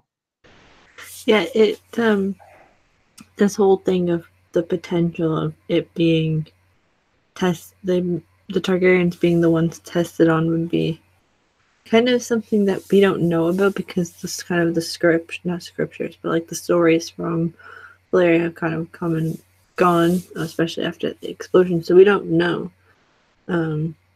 unless George does a precursor to Aegon's conquest, even with the Targaryens, but they were just in Valyria. But in terms of like what the potential of that being a dream being, like Daenerys maybe saw this as like not only just a dream to be what could come. Like if they were being tested on, which this is obviously it's like the tinfoil, but like if they were being tested on, maybe Daenerys had the dream of conquering, going west and conquering kind of as someone would conquer Westeros, probably because of the fact that they have this kind of crazy thing that happens in their blood. It's just that's just an added thing, like just going there and then having that not only just emotional attachment to the dragons, their house sigil, but how it's kind of sort of ingrained in their blood. And probably the fact that also too that they got away from being tortured and having all the dragon blood mixed with their own blood, like a thing as well, maybe. I don't know. Well, blood magic, it makes. I could see something of that nature as well. It makes perfect sense to me. It could happen. Like, we're left to speculation. I guess that's kind of the fun part of all this, right? Mm-hmm.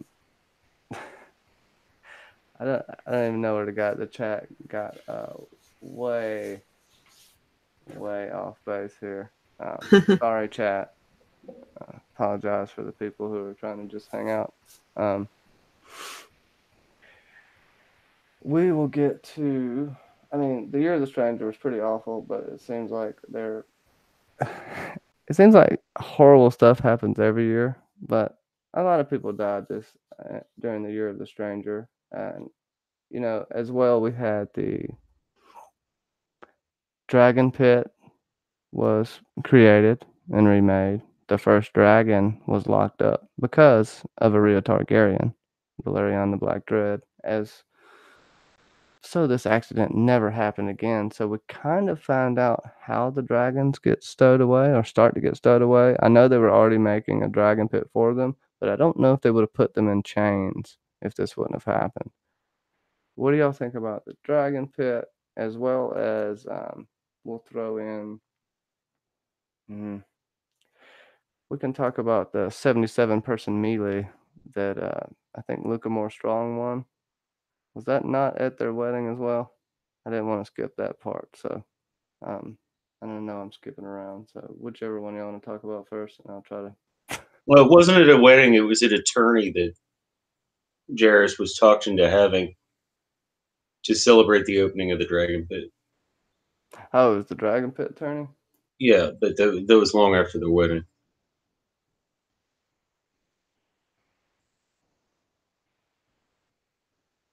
I just feel like the Dragon Pit's kind of like what could be considered as almost a modern day zoo in a sense, even though it's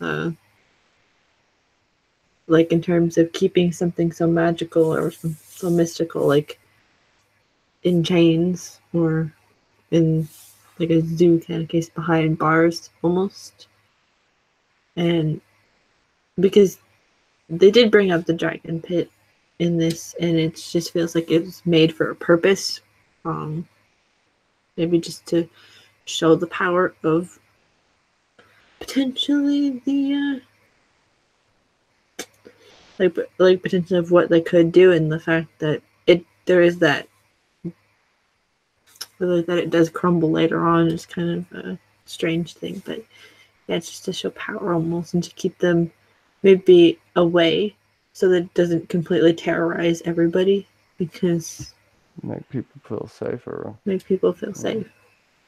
Because that's a whole thing that they kind of bring up in the storyline, is like, she's just gonna like go for Dany anyways. It's like gonna go there and just have her dragons roam free all the time. Like, she kind of saw the consequences of Drogon being free when she was in Marine, like him killing those little kids. Well, we don't know that he actually did that. No, I meant like There's the one with the sheep. Kid that Drogon killed. Well, like, but just like having that and how she knew that that's not right. So it's what they probably figured potentially could happen. So maybe that's why the Dragon Pit was kind of cultivated. I don't know. I'm rambling again. Well, they did it, I think. I'm pretty sure some accidents like that happen, but it's not common. I know they literally eat all the sheep and stuff too, though, to that point, and people got to get burned. It was there was an uproar about it. Who's the one that started? Was it Magor? That started the dragon? I can't remember who started the dragon pit. What was that? Or was it Aeneas? It was Magor. Okay. And I just believe it was a form of control, and I don't know. You have to have a place to house your cars, I guess. At that point, I don't know if she'll have to. Yeah, well, she chained her dragons down again. I think she'd probably die before she had that happen at this point. But now you have a baby in the way. Got me thinking. So don't everybody help me at one time. We had Barth rename the Hand of the King. After this.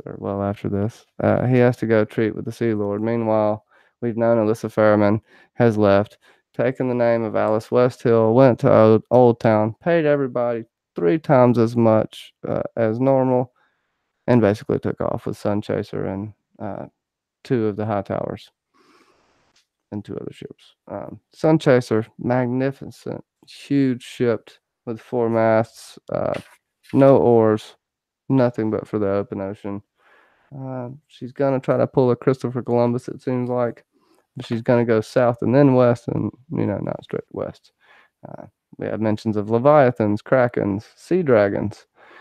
Your thoughts of all of that, and yes, the dragon's eggs ended up in Bravos, and the Sea Lord may or may not have some chickens.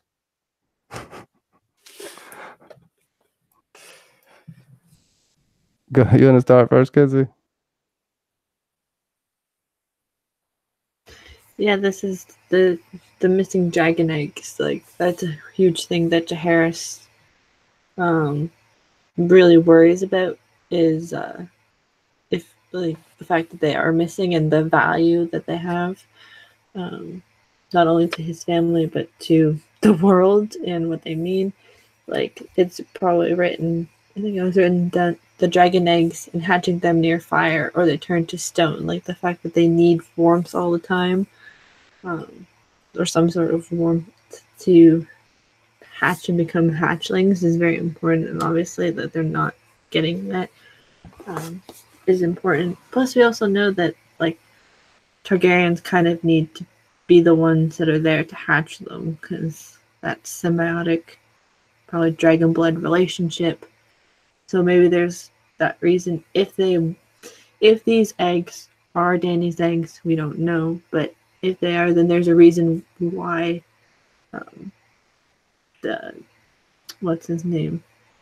Damn it. Master Illyrio says that the ages have turned them to stone. It may not be just ages,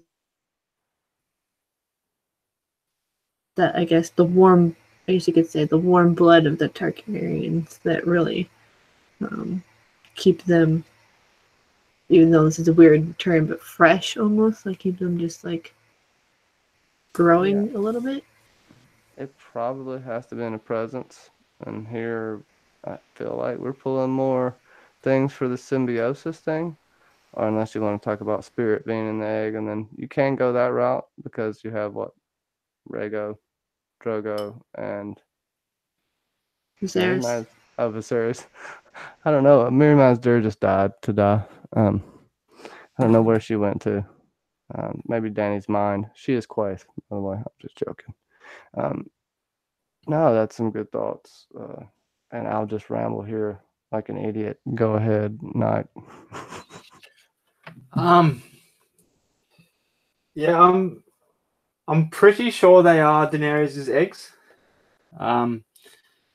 I know there was, I can't remember exactly, but it was the reason why Brown Ben Plum was believed to be so friendly with Viserion was because I think it was Alysanne Targaryen, something like that. She had silver and gold hair, same as the dragon egg. It's described as much like Viserion's egg, and then also I believe her father, either a father or a son, was called Viserion as well. And then they married into the plums. So I don't know if George has just ditched that route, because that kind of really lined up with Brown Ben Plum. And these three eggs, I'm also unsure as to what dragon they come from. Originally, I thought it was Dreamfire. On reread, that says the eggs that on the first clutch that Dreamfire hatched, they hatched pretty much as soon as they were brought back to Dragonstone. Seems like there was a shit ton of eggs there too, right? Yeah, heaps of eggs. So I guess it could be hard to trace back, I guess, what eggs what dragon the eggs came from. But as far as like Alice Westhill, she's really intriguing. I think just before or after she sets sail, that's when the whole flat Earth and the Earth being a globe and round comes up. Now that there's a line that says that she might find another Essos. Now that really reminded me of the whole Quaithe line: to go east, you must go west. And interestingly enough, we find out a little bit later that I think it's Corlys Velaryon is said to have spotted her ship in a shy. Doesn't say anything about her, but it says that her ship was spotted in a shy. So that begs the question: is Alyce Westhill Quaithe? Because if she had the 3 dragon eggs that Dany now has, it would explain, and went to a shy. It would kind of explain why Quaithe's trying to help Daenerys hatch the eggs, and then the advice that she gives about the traders and the people coming to try and take her dragons away, and all the prophecy that she gives. It's I think it really lines up. So since this book's come out, I've been kind of leaning towards it. Yeah, Alyce Westhill is Quaithe. I actually can't rule that out. We know how old Melisandre is. If she even made it to a show, she more than likely has the glamour. I mean, if she made it alive that long, she would have riches beyond knowing. She would bring things to a show that people have never seen, probably. Go ahead. I think the show ages Melisandre at 401 years old, so that kind of works out because Aegon's conquest was 300 years before the main story, so it kind of works out. And you have to subtract a couple of years, so yeah, it kind of works out. Well, I have heard people say that Mel could be Quaithe, but I don't know. I think it's possible that Mel and Quaithe know each other for sure. Having both come from a shot, I think Quaithe's in a shot. I don't know. We're getting off topic. John. I was just gonna say they go to all the quadricentarian parties together. You know. Sorry. Maybe. Shadow Potters. What's up, Luke? Drinks and nose. Ooh. Think earlier. Do you think Alysanne was faithful to her husband? Seems to me like she may have had a couple of suitors. Alaric Stark, Simon Dondarrion, and a couple others that I can't remember the names of that seem to be pretty close to her. I know they actually stayed at Blackhaven at least a week longer than they were supposed to, because she was so taken with Simon Dondarrion, the harp player. I thought this interesting. I thought the way she could manipulate the hard, cold, stern Alaric Stark so easily, it was noted right before in the line before, his wife had died 3 years earlier, or a few years earlier. Like 3 years, I think it's another 3. So it made a point to make sure to show that he was not with anyone. And his daughter, if I'm not mistaken, went to King's Landing to be a lady in waiting. Alyra, I think's her name. So, yeah, something that I think she used more than just talking. Not saying it's a bad thing, but there's a lot of underlying things in these chapters that uh, almost don't even need to be said, in my opinion. Doesn't mean she even had to use it. She could have. She could be like. I don't know how to describe it. We've seen these characters before, but she just seems to have a charisma and actually a genuine. People love her, and I don't. You can't win over everyone, and she seems to have won over everyone. There just has to be something there. I'm rambling. I'm digging myself a hole, everyone. Go ahead. Anybody. Save me. Nobody's saving me. You want me to keep ranting? I'll do it. Let's talk about. I think, no, like to your point though, that we did. I think it was Claire Gray who brought it up. Like there is the potential that she did have multiple suitors, which is like a possibility. She did spend a fair bit of time in the north, although that she and Jaehaerys had a pretty solid relationship. There's always some sort of things, like there are temptations and flaws, because she basically grew up with her husband always beside her from the moment she was a small child until like eternity almost.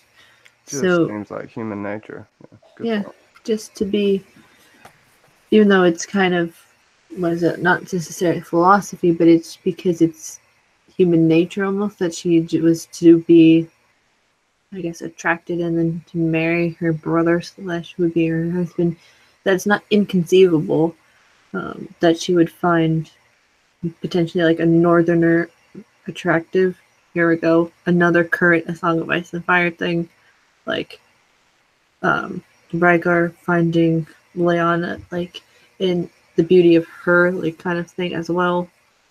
Like it's that whole thing of the mystique of not going against what you're supposed to do or something else. I don't know.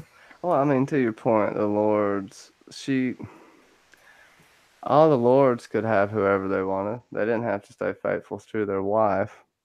Well, what made her have to stay faithful to Jaehaerys? Now, yes, for appearances, it has to look like you stay faithful because that's how propaganda works.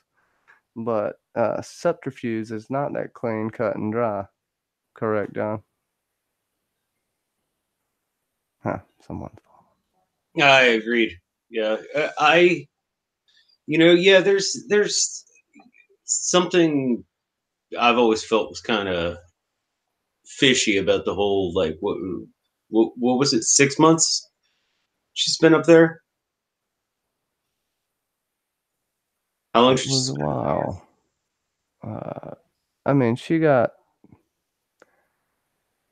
things from a man that was a really cheap person, that was really stingy with his money. I mean, she doubled the size of the gift. She got all these things. She got the widow's law. She had the 2 castles built in her name.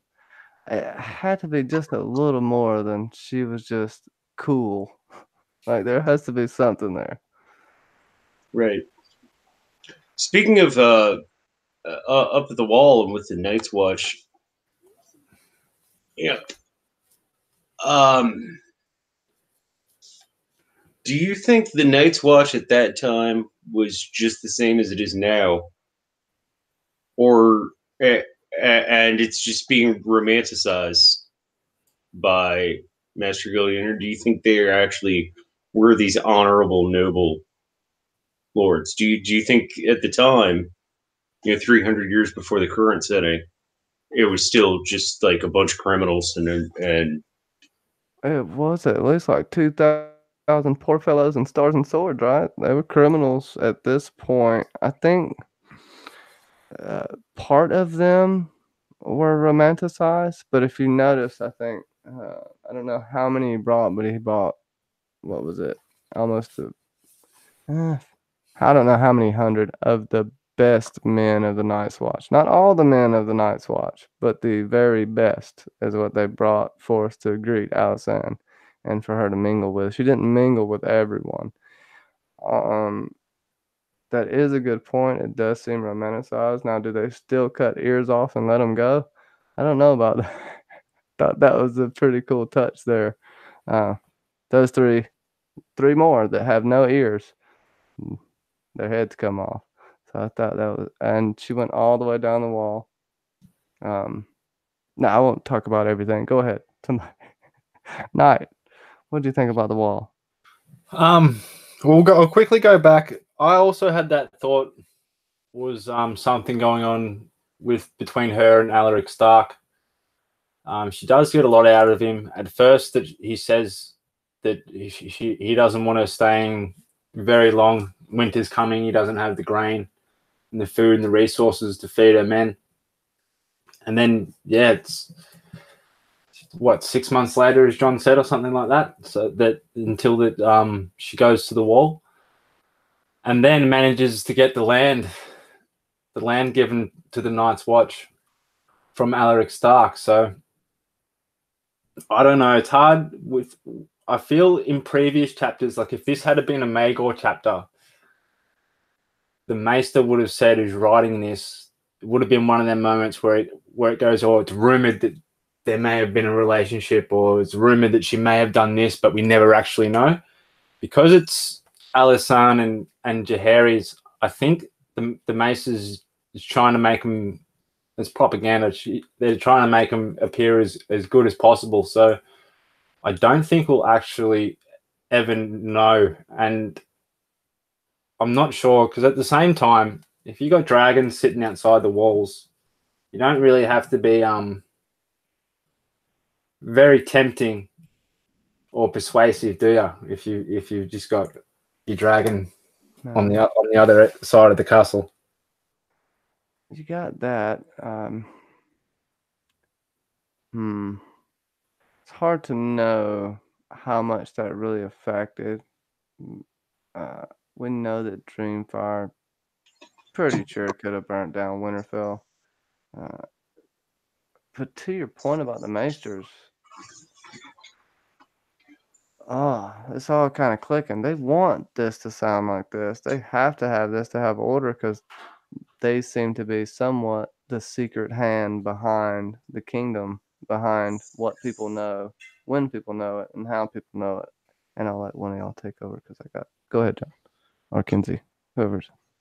Oh, I was just going to say gray rats, use the polite term. Maesters is a dirty word. Yeah. At least that's my take. Just say gray rat. It's a lot more polite. Yeah, you wonder how much. Oh, the whole Alysanne in the North thing. It's Backed up by Blackhaven, though. When you look at it, she also stays at Blackhaven and is taken with Simon Dondarrion and his harp. And they have to stay just for him. And right. She demands that they stay. She could have been a lover, All things point to her being a lover. Go ahead. Yeah, it begs that question. And then on the same note, though, like as I think Knight was pointing out before, like you've got a dragon sitting outside. Like everyone knows what happened at Harrenhal. It was not too long ago, and so it goes back to what I had said about Aegon. It's the iron fist and the velvet glove.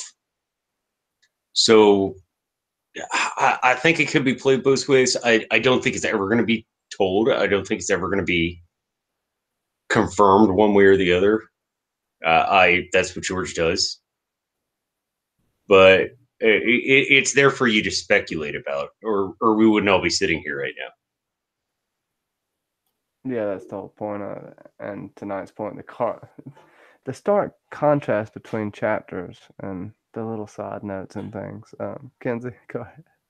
Yeah, like my one kind of thing really about the Alysanne and her dragons with the North is like when she's at the wall, we've kind of all touched on this a little bit, like in other people have talked about this in other streams, but it's the fact that when she tries to fly Silverwing over the wall, the dragon doesn't go over the wall.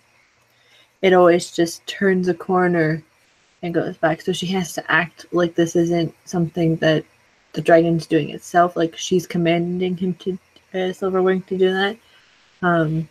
Maybe it's because the magic of the wall at that point wasn't broken, or maybe that the dragon or Silverwing was much smarter than Danny's dragons. Who knows? But I feel like there's a reason why that scene had happened and why we know so much about that. The fact that they don't like going beyond the wall. I just thought about it kind of simply. I think George makes things look complicated than they are sometimes. It's basically ice stopping fire. Mm-hmm. You just think about it. That simple. Maybe. I don't know. I'm trying to make it simple because we keep. But that's going a on good point. tangents. Keep going. I'm sorry. No. It's just the fact that the dragon didn't want to go, but maybe who knows, maybe there's some reason why that we just don't know yet, or it's just the simple fact of the magic was there and the dragons can't go beyond the wall. And because the magic of the wall was broken, Danny's dragons went over the wall. Could be just simple as that. Mel's magic got stronger, so it makes you weird about it.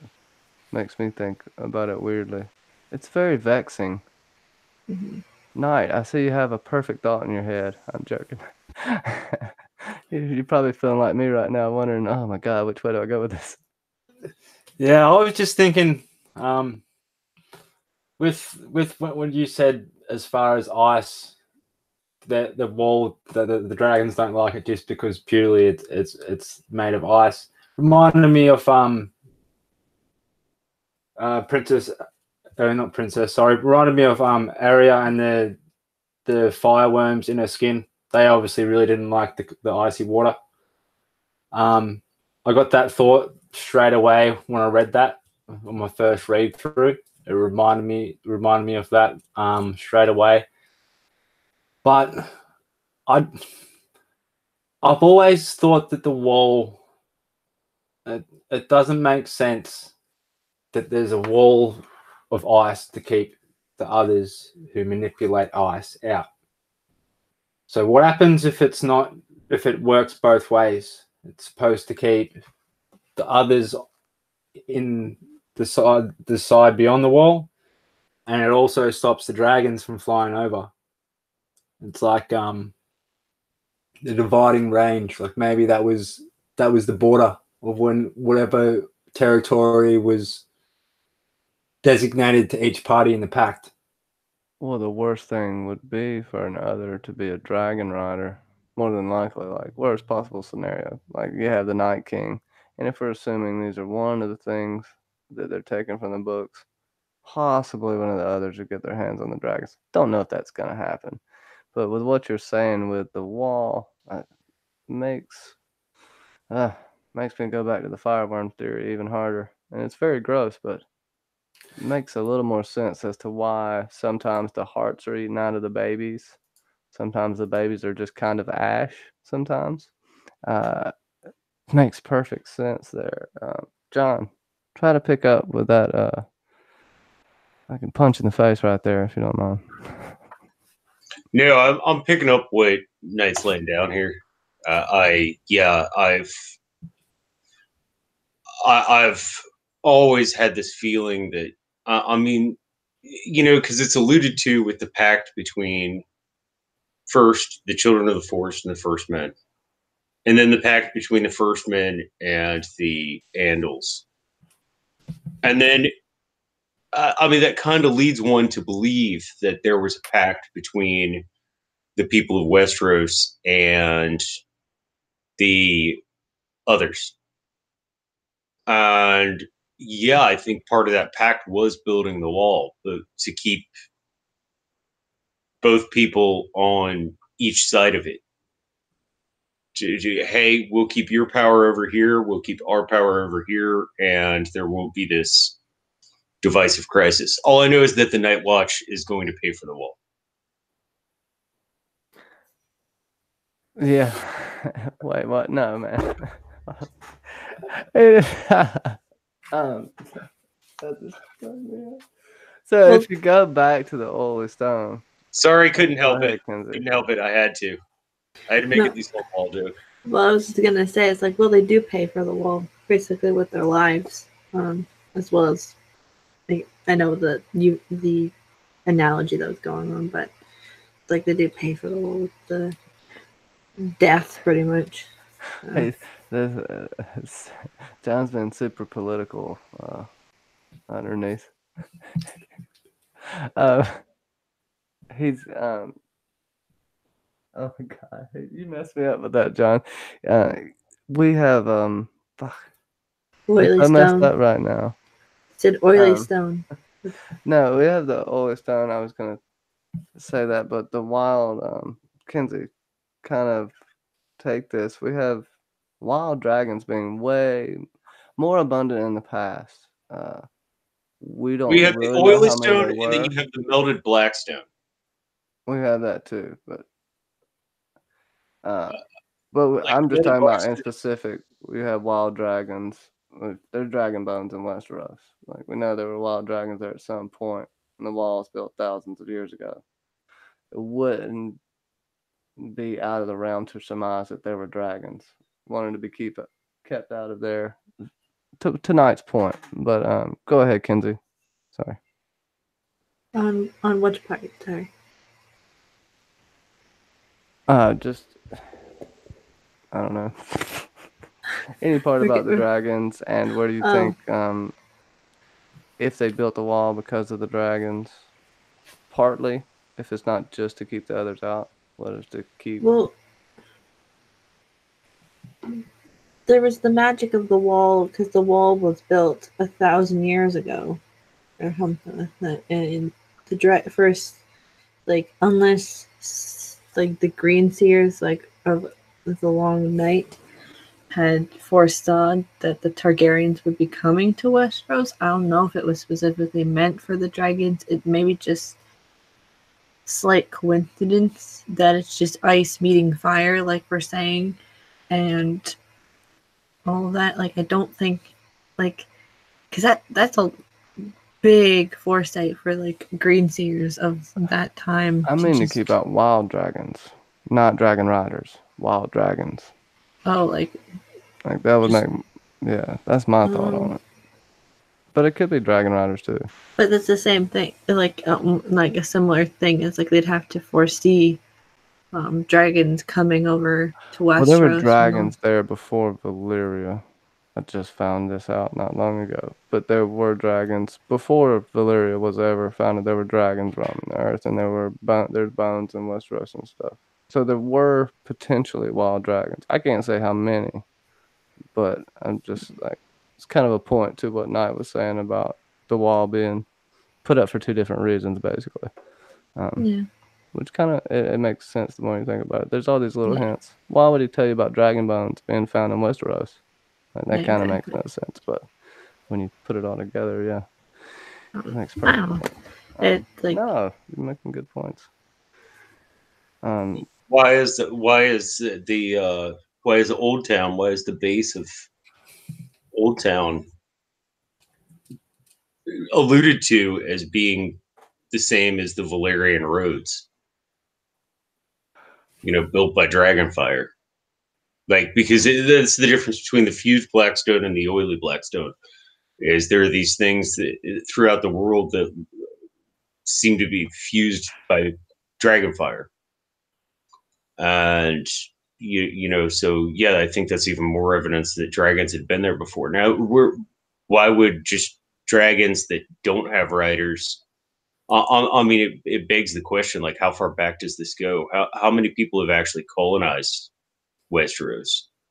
How many times? To that, Rhaena, Jaehaerys, they are all scared about people that don't have dragon blood getting their dragons. Like the Lannisters, just all these people. It doesn't add up. It's like they either don't know the mythos of their own being, or there's something they're not telling us about dragon riders. Now, from everything I know, every dragon rider has Valyrian blood, whether it be a dragon seed, aka bastard, or a full-blooded Valyrian. They seem to have this, but the lesser house, the Valerians, never really have dragon riders, right? That's what's weird. So there's something with the blood there that we keep coming back to. See, were there dragon riders before the Valyrians? But why are we asking these questions? Hashtag free noodles.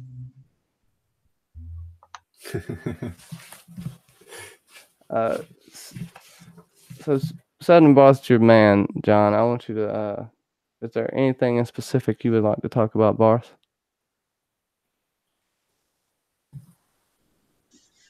If Barth is half the person he is made out to be, then he really held the kingdom together. I mean, he deserves all the accolades that are given to him at a later point in time. But as we've stated before, this is a perspective of the writer's point of view. I don't know. He's just so gussy. Like Septon Barth never does anything wrong,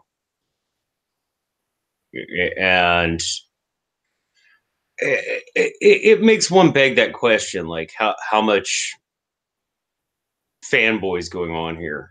But I do like I like if his character's half the person who he's portrayed as. I think he's an awesome character. I think he's a great, logical, good, rational character.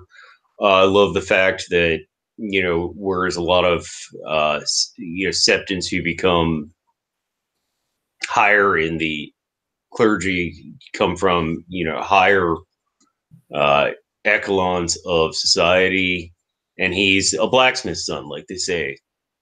But then it also there's certain parts of the story, and I think it's very intentional from GRM, that are written like fairy tales, that are written like myths, are written like folklore. And the poor blacksmith's son who comes and saves the king, and he becomes his great advisor and all this. It's almost a little too pat, and I think George is kind of doing that intentionally. Like Fan Barth is Littlefinger. I don't know if I'd go that far, but I'd love to read the. I'd love to read a view on Septon Barth from somebody who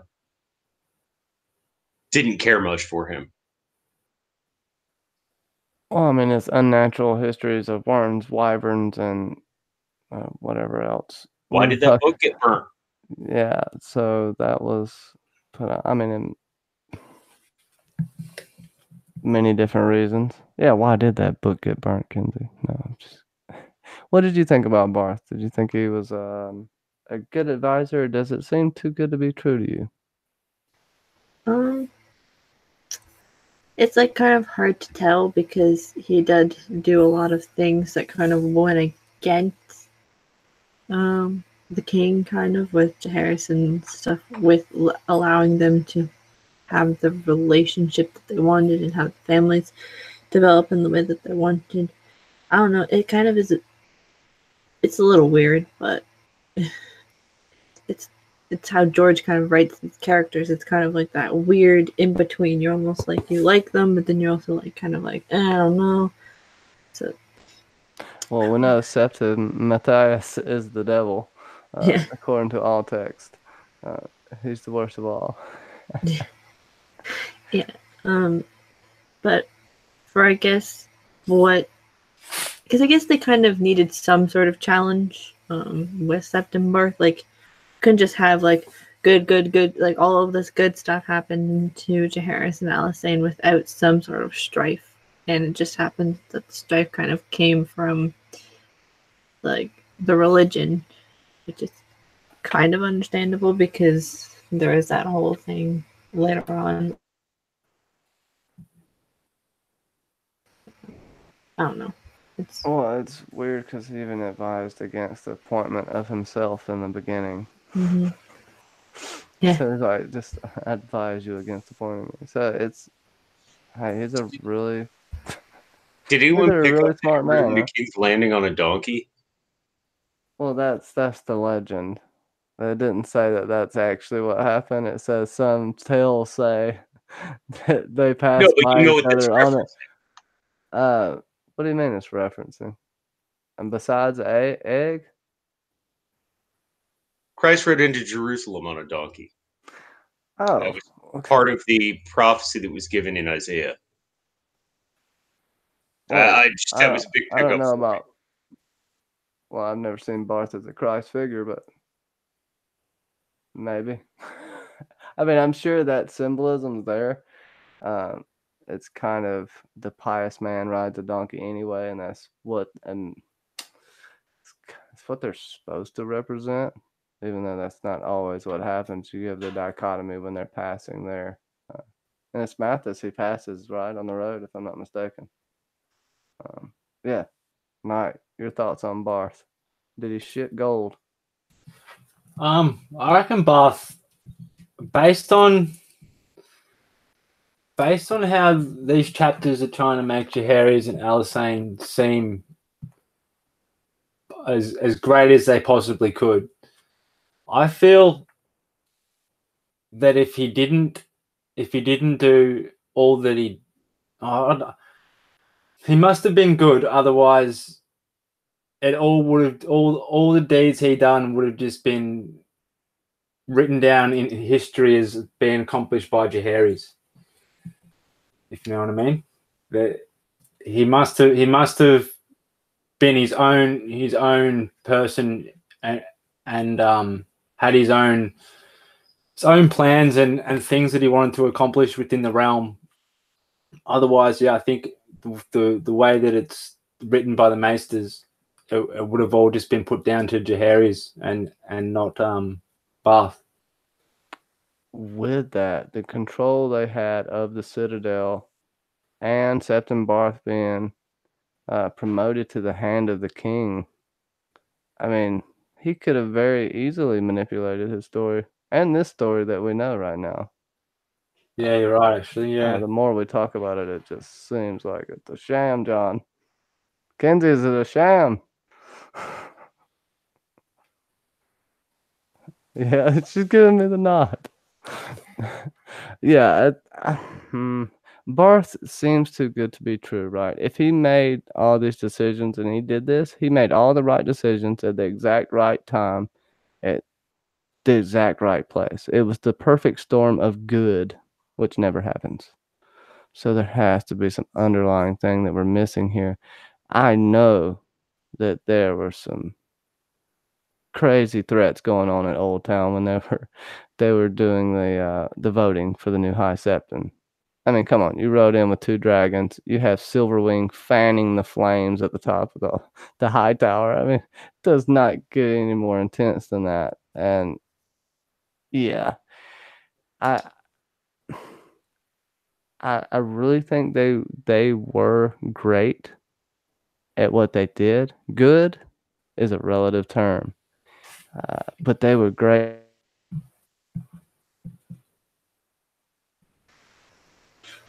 And he dropped again.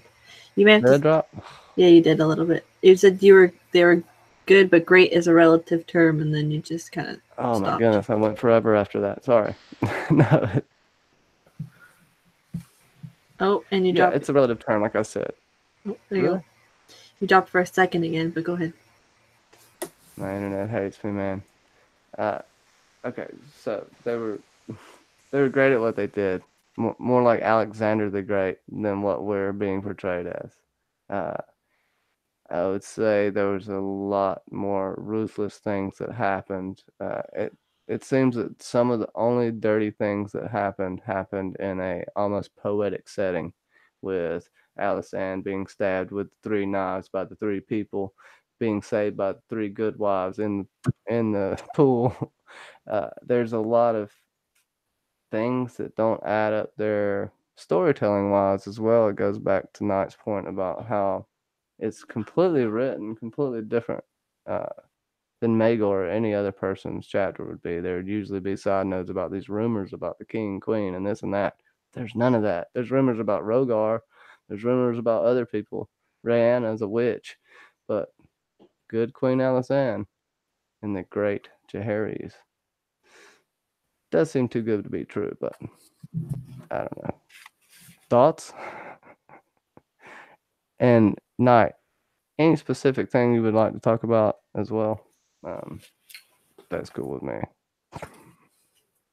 Yeah, I'm curious as to why the Maesters portrayed any of the Targaryens in a good light with what we know happens later on down the line with the Maesters' role in the end of the Dragons, obviously until Daenerys comes along. So that's surprising to think about, but the only thing I can come up with as far as why Jaehaerys was portrayed so well is, off the top of my head, I'm pretty sure his reign was the most peaceful when it came to the use of dragons. I don't think he used the dragons on the realm. And I think the Maesters have got a big problem with the dragons. So I think that's another possible reason as to why he's put in such a good light when we're reading this. It's also before the Dance of Dragons. It's before this. Maegor was bad, but it was just like one really bad king. Aenys was just incompetent. Dance of Dragons, madness happens, and I think that's when the Maesters decide to step in at this point. That's my opinion on it. That's how I reason with it, but hey, that's to fit my crazy logic. No, that makes sense. Kinsey, John? Kinsey? Mm-hmm. Yeah, I feel like throughout these 3 chapters, we really see the not necessarily like the development, but you see how they are as rulers. And you see kind of how Alysanne was able to get away with what she did, and the actions that she took, and how it kind of influenced probably what happened within the realm while in the early stages, and the development of all these laws and these taxes, and how it's beneficial for some people while also it's like making things won't happen for others. And probably there is a specific reason that we're yet to know of. Maybe it's because it comes up in later chapters, or maybe even in the next thing, that why the Jaehaerys and Alysanne chapters were relatively very positive, because if memory serves me correctly, George only really wanted to write maybe 2 pages on the entirety of Jaehaerys and Alysanne, but because of stuff that had happened, he wanted to make them delve more deeper, which means that George has a plan, and it almost seems like it's part of what could be hints for what's next for later characters. They're well written chapters. It's just you can tell that there's a slight difference in how they're written, even though they're supposedly written by the same person. It's just different accounts that make you just go like, at the same time. It is almost infuriating, John. Well, no, Kenzie has a hell of a point, because there are chapters that are written in a manner that is shown that the writer is using a lot of source material. And then there are chapters that like these three, which are just straight out. This is what happened. This is how it happened. This may have been said. This is how it happened, and no source material is cited.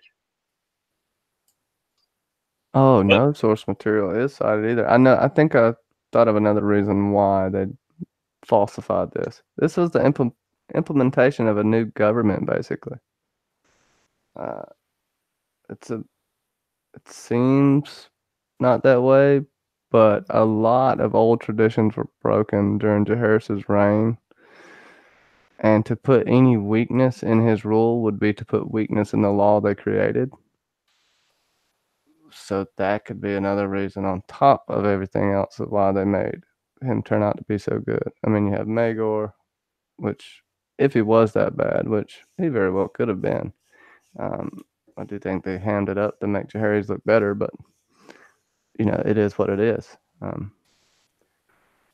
far as history, we know the winners write it, and we know that's how Germ writes his books, so we always have to take it that way.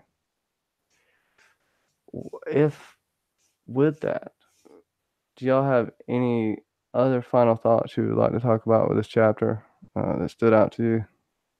I probably could think of something, but if you don't. Yeah.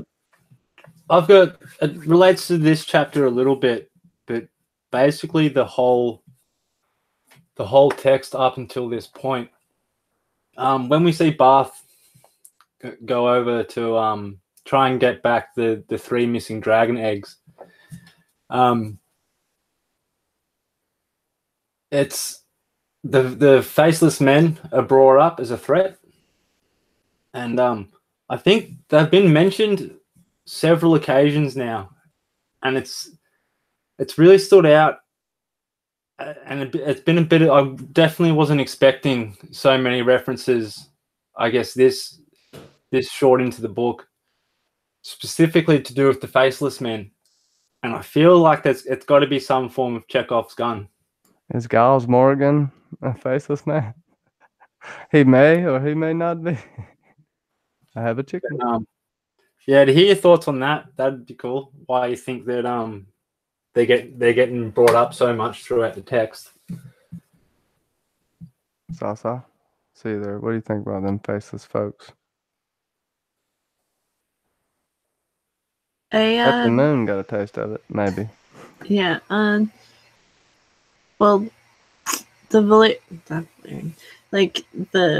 had to be some, I guess, sort of mention of faceless men because they're still here and they just all of a sudden they just pop up right around the main story. But I feel like because they're, as we know, there's some that hide out in the old town or in the citadel, like that kind of thing. Like, yeah, there's probably something behind it, and I feel like, who knows, they're probably just one that's just lurking in the shadows or pretending to be someone. I don't know. Yeah, I just feel like because it's not like heavily hinted at. There could be most likely like some that we just don't know. I mean, it literally sets up anybody could be a faceless man. So, yeah. I mean, there's Cylons there too, probably. So, on Galactica. Yeah. On Planet Toast. We do have a plan. John, what do you think about faceless men? It involves a weird bucket of blood. The big thing that this really, like, it's something that I had always kind of thought in the back of my head, but it really brought it to the forefront for me. How much do the faceless men have to do with the Braavosi government? I think that's the bomb that's dropped in that text right there. Is like, and then that makes you wonder, like all these. The faceless men founded Bravo, so if you really think about it, they probably are the government in a sense. Not technically. I'm sure they try to separate it a little bit, But from the way the Sea Lord was talking, it was just, maybe I can, maybe what if I do this? What if I mean, he was talking like a faceless man too, Barth.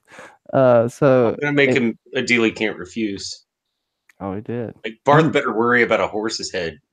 To that was Fitting in Barth's shortcoming, right? Everybody made fun of him basically for that, and that was probably I wouldn't say it was a great mistake by him because nothing ever became of the dragon eggs, but it does seem he slightly bumbled that negotiation. But he threatened dragons a little too quick, I think.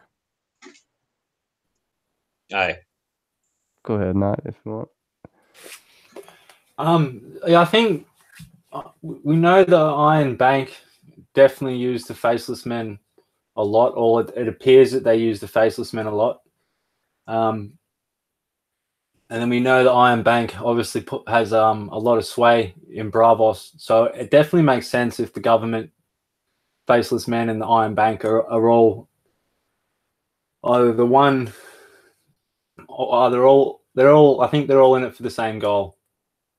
And going back to the faceless man idea, I definitely don't have any tin foil ideas for who could be a faceless man in the story. It was just more like, I think it's mentioned with Maegor's death, Sept and Moon's death, and then we have it mentioned here. I don't know. It wouldn't surprise me if there's something throughout in the story now and the story up until the start of Game of Thrones on the Targaryen history side where a faceless man's been involved in a big way. Well, they have a long history with the Valyrians. Yeah, correct. And like we know in the current story, you've got Jack and Hagar in the Citadel poking around for God knows what books. Yeah, and apparently having access to a glass candle as well, and being able to shapeshift. Could that be Quaith?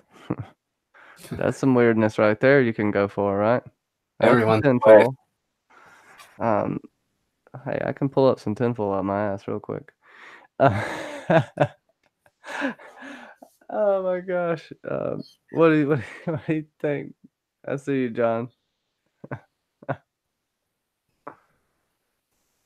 Oh, I was just gonna say, when Johnny wants to, he can shit tinfoil. It's really amazing. He literally does pull it out of his ass. It's spectacular. Your BS meter might start going off, but yeah. I do think they're fully connected, but I think they're implemented inside this whole story, and we've only seen bits of pieces of them. Like you said, Knight. I think they might be a main course of this story without having much be said about them, if that makes sense. And they're kind of the perfect, well, what would you say, group of people to do that with. The mystery around them is insane. We still don't even know for sure if a faceless man killed Septim Moon. It just kind of seems like it did because the wine was poisoned as well, and it killed the guards after. I don't know why they drunk that wine. Fucking idiots. No, I do think yeah, I think they do not want dragons, and they do not want. You can't say they don't want slavery, right? Or you'd think they would do something about Marine and Astapor and all that. And if they really don't want dragons, they would have did something already. Like you said, it could have did. It would have brought fire down upon Bravos at some point. But they could be. I mean, I could see them working together with the Citadel, in a sense, because Marwyn is not liked by any of the other maesters. He's kind of an outcast. And you wouldn't just get in with Marwyn by being a normal maester. A normal dude with a brown nose couldn't get in with Marwyn. So a faceless man would get in with him, have the access to, well, whatever the hell he's doing if they're suspicious of him. It just depends because there's so much to fill in there. I think we're missing some big pieces and bombs that are going to get dropped on us. So I agree with you about that night. Honestly, yeah. Plus, I'm just infatuated with the faceless men. Kenzie?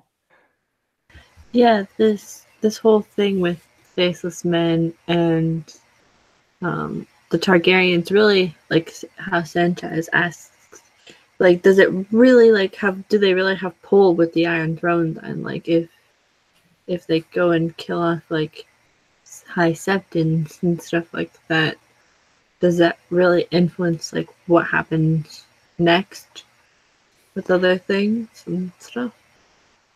Well, That's like kind of my last thought of it. It's like, does it really happen? Oh, sorry. No, it's just, I feel like it's possible, like if they're doing things for essentially the Targaryens, but not like at the Targaryens, like things around them, then possible. But I don't know. I haven't fully formulated my thought really about it, but I don't know. Go ahead. Well, I'll just put it simply, I think, in a word, yes, just from what the Sea Lord said. He went from one sentence talking about the faceless man to the next sentence forgiving all the crown's debt to the Bank of Bravos, having that taken care of. So I would think there's a possible connection. I mean, how else can you really have power just running around as a faceless person? You have to have money to fund that, and they're not just getting donations. So people do donate, but I don't think it's enough to fund what they're doing. So there has to be a connection, in my opinion. Well, I think with the conversation with Septon Barth, he out Jaehaerys. Like he dropped in 2 sentences the stick in the carrot. He's like, oh well, say hypothetically, I could kill you, but we're just going to forgive all your debts. Now shut up and go home. And that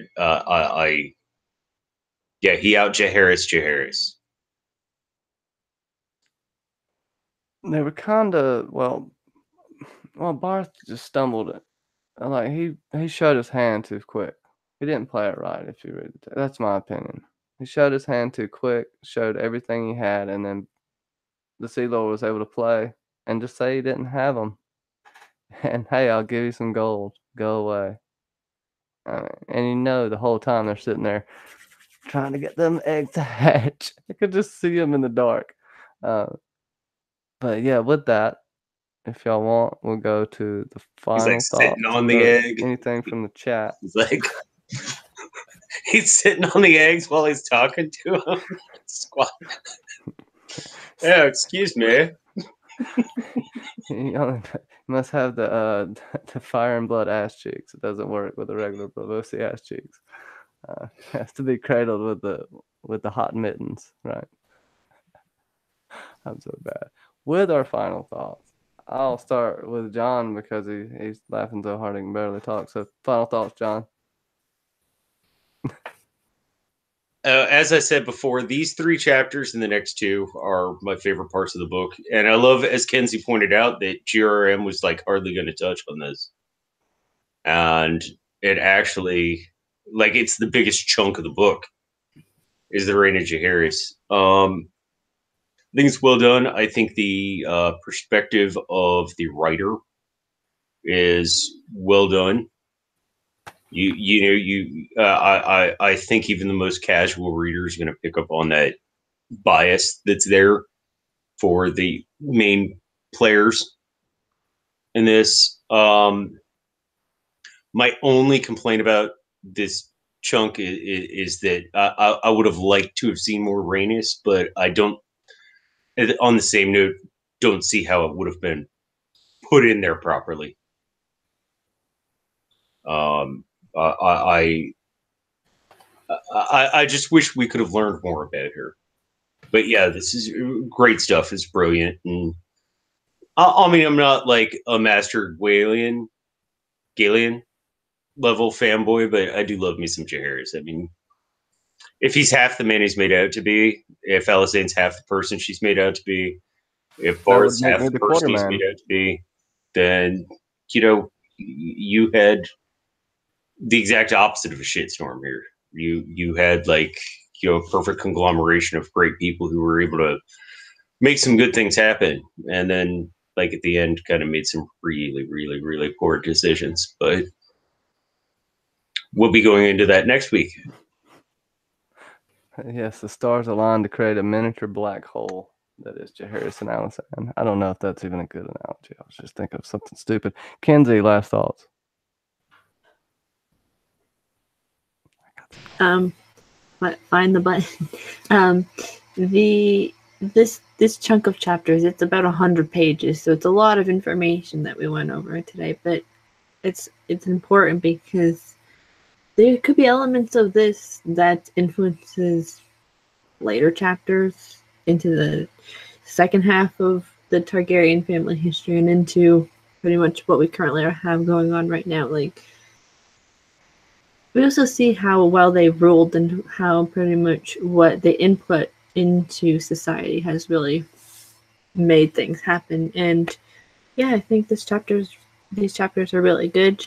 And yeah, George only wanted to write about, I think, a page or like maybe at the most 5 pages about the reign of Jaehaerys and Alysanne, and yet it comes out to about 100. So it's awesome, and can't wait to talk about more of this crazy book that we all seem to really enjoy talking about. Yeah. Yeah, there's a lot of knowledge. We'll be covering the next 2 or 3 chapters. I'll let you know in just a second when I confer. Knight, your final thoughts, and also while you're at it, tell everyone where they can find you, and then we'll do all that jazz as well if you want. Yeah, no worries. I agree with John. These are, especially on the first read through. I'm going through my second now, but on the first read through, these chapters and then probably the next 1 or 2 were definitely the most enjoyable. And there's a lot of information that could be seemed dull in there as well, with all the changes of position and deaths and a whole lot of just swapping off the pieces. But George really manages to incorporate some really cool points, fun stuff to speculate about. I think these chapters create more questions than what they give answers. So yeah, they're fun to speculate about, and I think that's where all the tinfoil that we've been talking about really come from. But as far as where you can find me, I go by the Knight Who Smoked a Laughing Tree on YouTube. Just started another channel called the Iron Throner. Haven't posted for a while. Had a lot of stuff on, some personal things that I won't get into, but I've got some scripts ready to go. Almost got the next Snow White video ready to drop. So I think you will really enjoy the next few scripts I've got lined up. But yeah, that's about it, guys. I'm in the Geek Chat 1 group. Pop your head in there if you're not already in there. I think most of us watching will probably already be members, but that's a good place to hang out and talk to everyone. But yeah, apart from that, just thanks Johnny and John and Mackenzie for having me on. Oh no, thank you, man. You've got some fantastic insight. I think we might have stumbled upon a couple of things today. I wouldn't say we're the first ones to think of it, because that's impossible. There was probably a universe before this one. But I do have to agree with you. This really makes you think more than anything. It seemingly gives you answers, but you have to find out where to put them, if that makes any sense. And then it's intentionally vague, where seemingly maesters have a hand in it, which is typical. And yeah, check out the Iron Throner. Also, we have a couple other people here on the panel that do some fantastic things. I'll let Mackenzie go first, because John's giving me the evil eye. So, Mackenzie, where can they find you at? You can find me on my channel under the same name. we're basically right now we're covering all the episodes of Game of Thrones pretty much as fast as we can with all the other stuff that we have going on. The next episodes we'll be covering are Season 3, Episode 4, Now His Watch Has Ended, and Season 3, Episode 5, Kissed by Fire, if I remember, if that is the right thing. But yes, I think it's what it is. Yeah, so those will be like the ones coming up. There's always one on Wednesdays, but we have to add more, so they'll be out sporadically. But yeah, you can also find me here, where we talk about Vikings next week and Untitled Chapter. You sound like me a couple of months ago. Thank you so much, Kenzie. Knight, y'all are fracking awesome. Go check out Cylon Johns too, by the way. John, what's up, man? You can Nice find of me you on to my be here channel. today. I'm joking. Sorry, John. I said I was acting like you had just got here. You can find me on my own channel, John St. Baptiste. I curate music. I'm really excited about this week's playlist, which will be up tomorrow. Some good stuff. Also, other things involving music. I'm currently working on my season 3 music interpretation, episode by episode of Game of Thrones, and I'm going to try and coincide it with when Kenzie does episode 10, just so that it works out with that. Yeah, what's your work schedule? Make sure to do it while you're at work. Right. I don't have any other time. Also, Thursday night, I will be doing the first of a series of streams that I'm doing with Sly the Tank Benjamin and Bran the Builder. And it's going to be character breakdowns by track. Each of us give our own of 3 opinions about what track best defines certain characters. The first family we're doing is the Lannisters and their banner persons. So I'm pretty excited about that. Yeah, music, nerdiness. That's what I'm all about. That's what it's all about. So if you're watching the chat replay, just click on everyone here. They all got channels. It's a big secret. But you should click on everyone here and check it out. Everybody's part of this fantastic community. And I would love to thank y'all for coming out today. I'm going to try to see if I can give everyone shout outs. AUPAC Mule Riso, Terry T, Drinks and Nose, Luke, what's up, man? Al Red Sox fan, Claire Gray. Let's see. Sanchi from House Sanchez. Yeah, I can't see for some reason. Bobby Catalano. Amy True. Amy True. LMR. Terry T. Terry T. Kaboko Carlos. Jordy Jedi. Nancy Lauren's T. Corner. Cindy Sammy. Nancy T. Bubba Husky. And Bubba Husky. Bubba! I think that's it. Maybe. If I missed you, I'm sorry. Email me something nasty. Everyone, thank you so much. I hope everyone has a fantastic weekend, and thank you for coming out to Nooners of Fire and Blood. Check us probably next weekend at the same time. It'll either be Friday or Saturday, so look out for that. It'll be the next 3 chapters, 11, 12, and 13. So catch up and come back and enjoy with us. Thanks, everyone.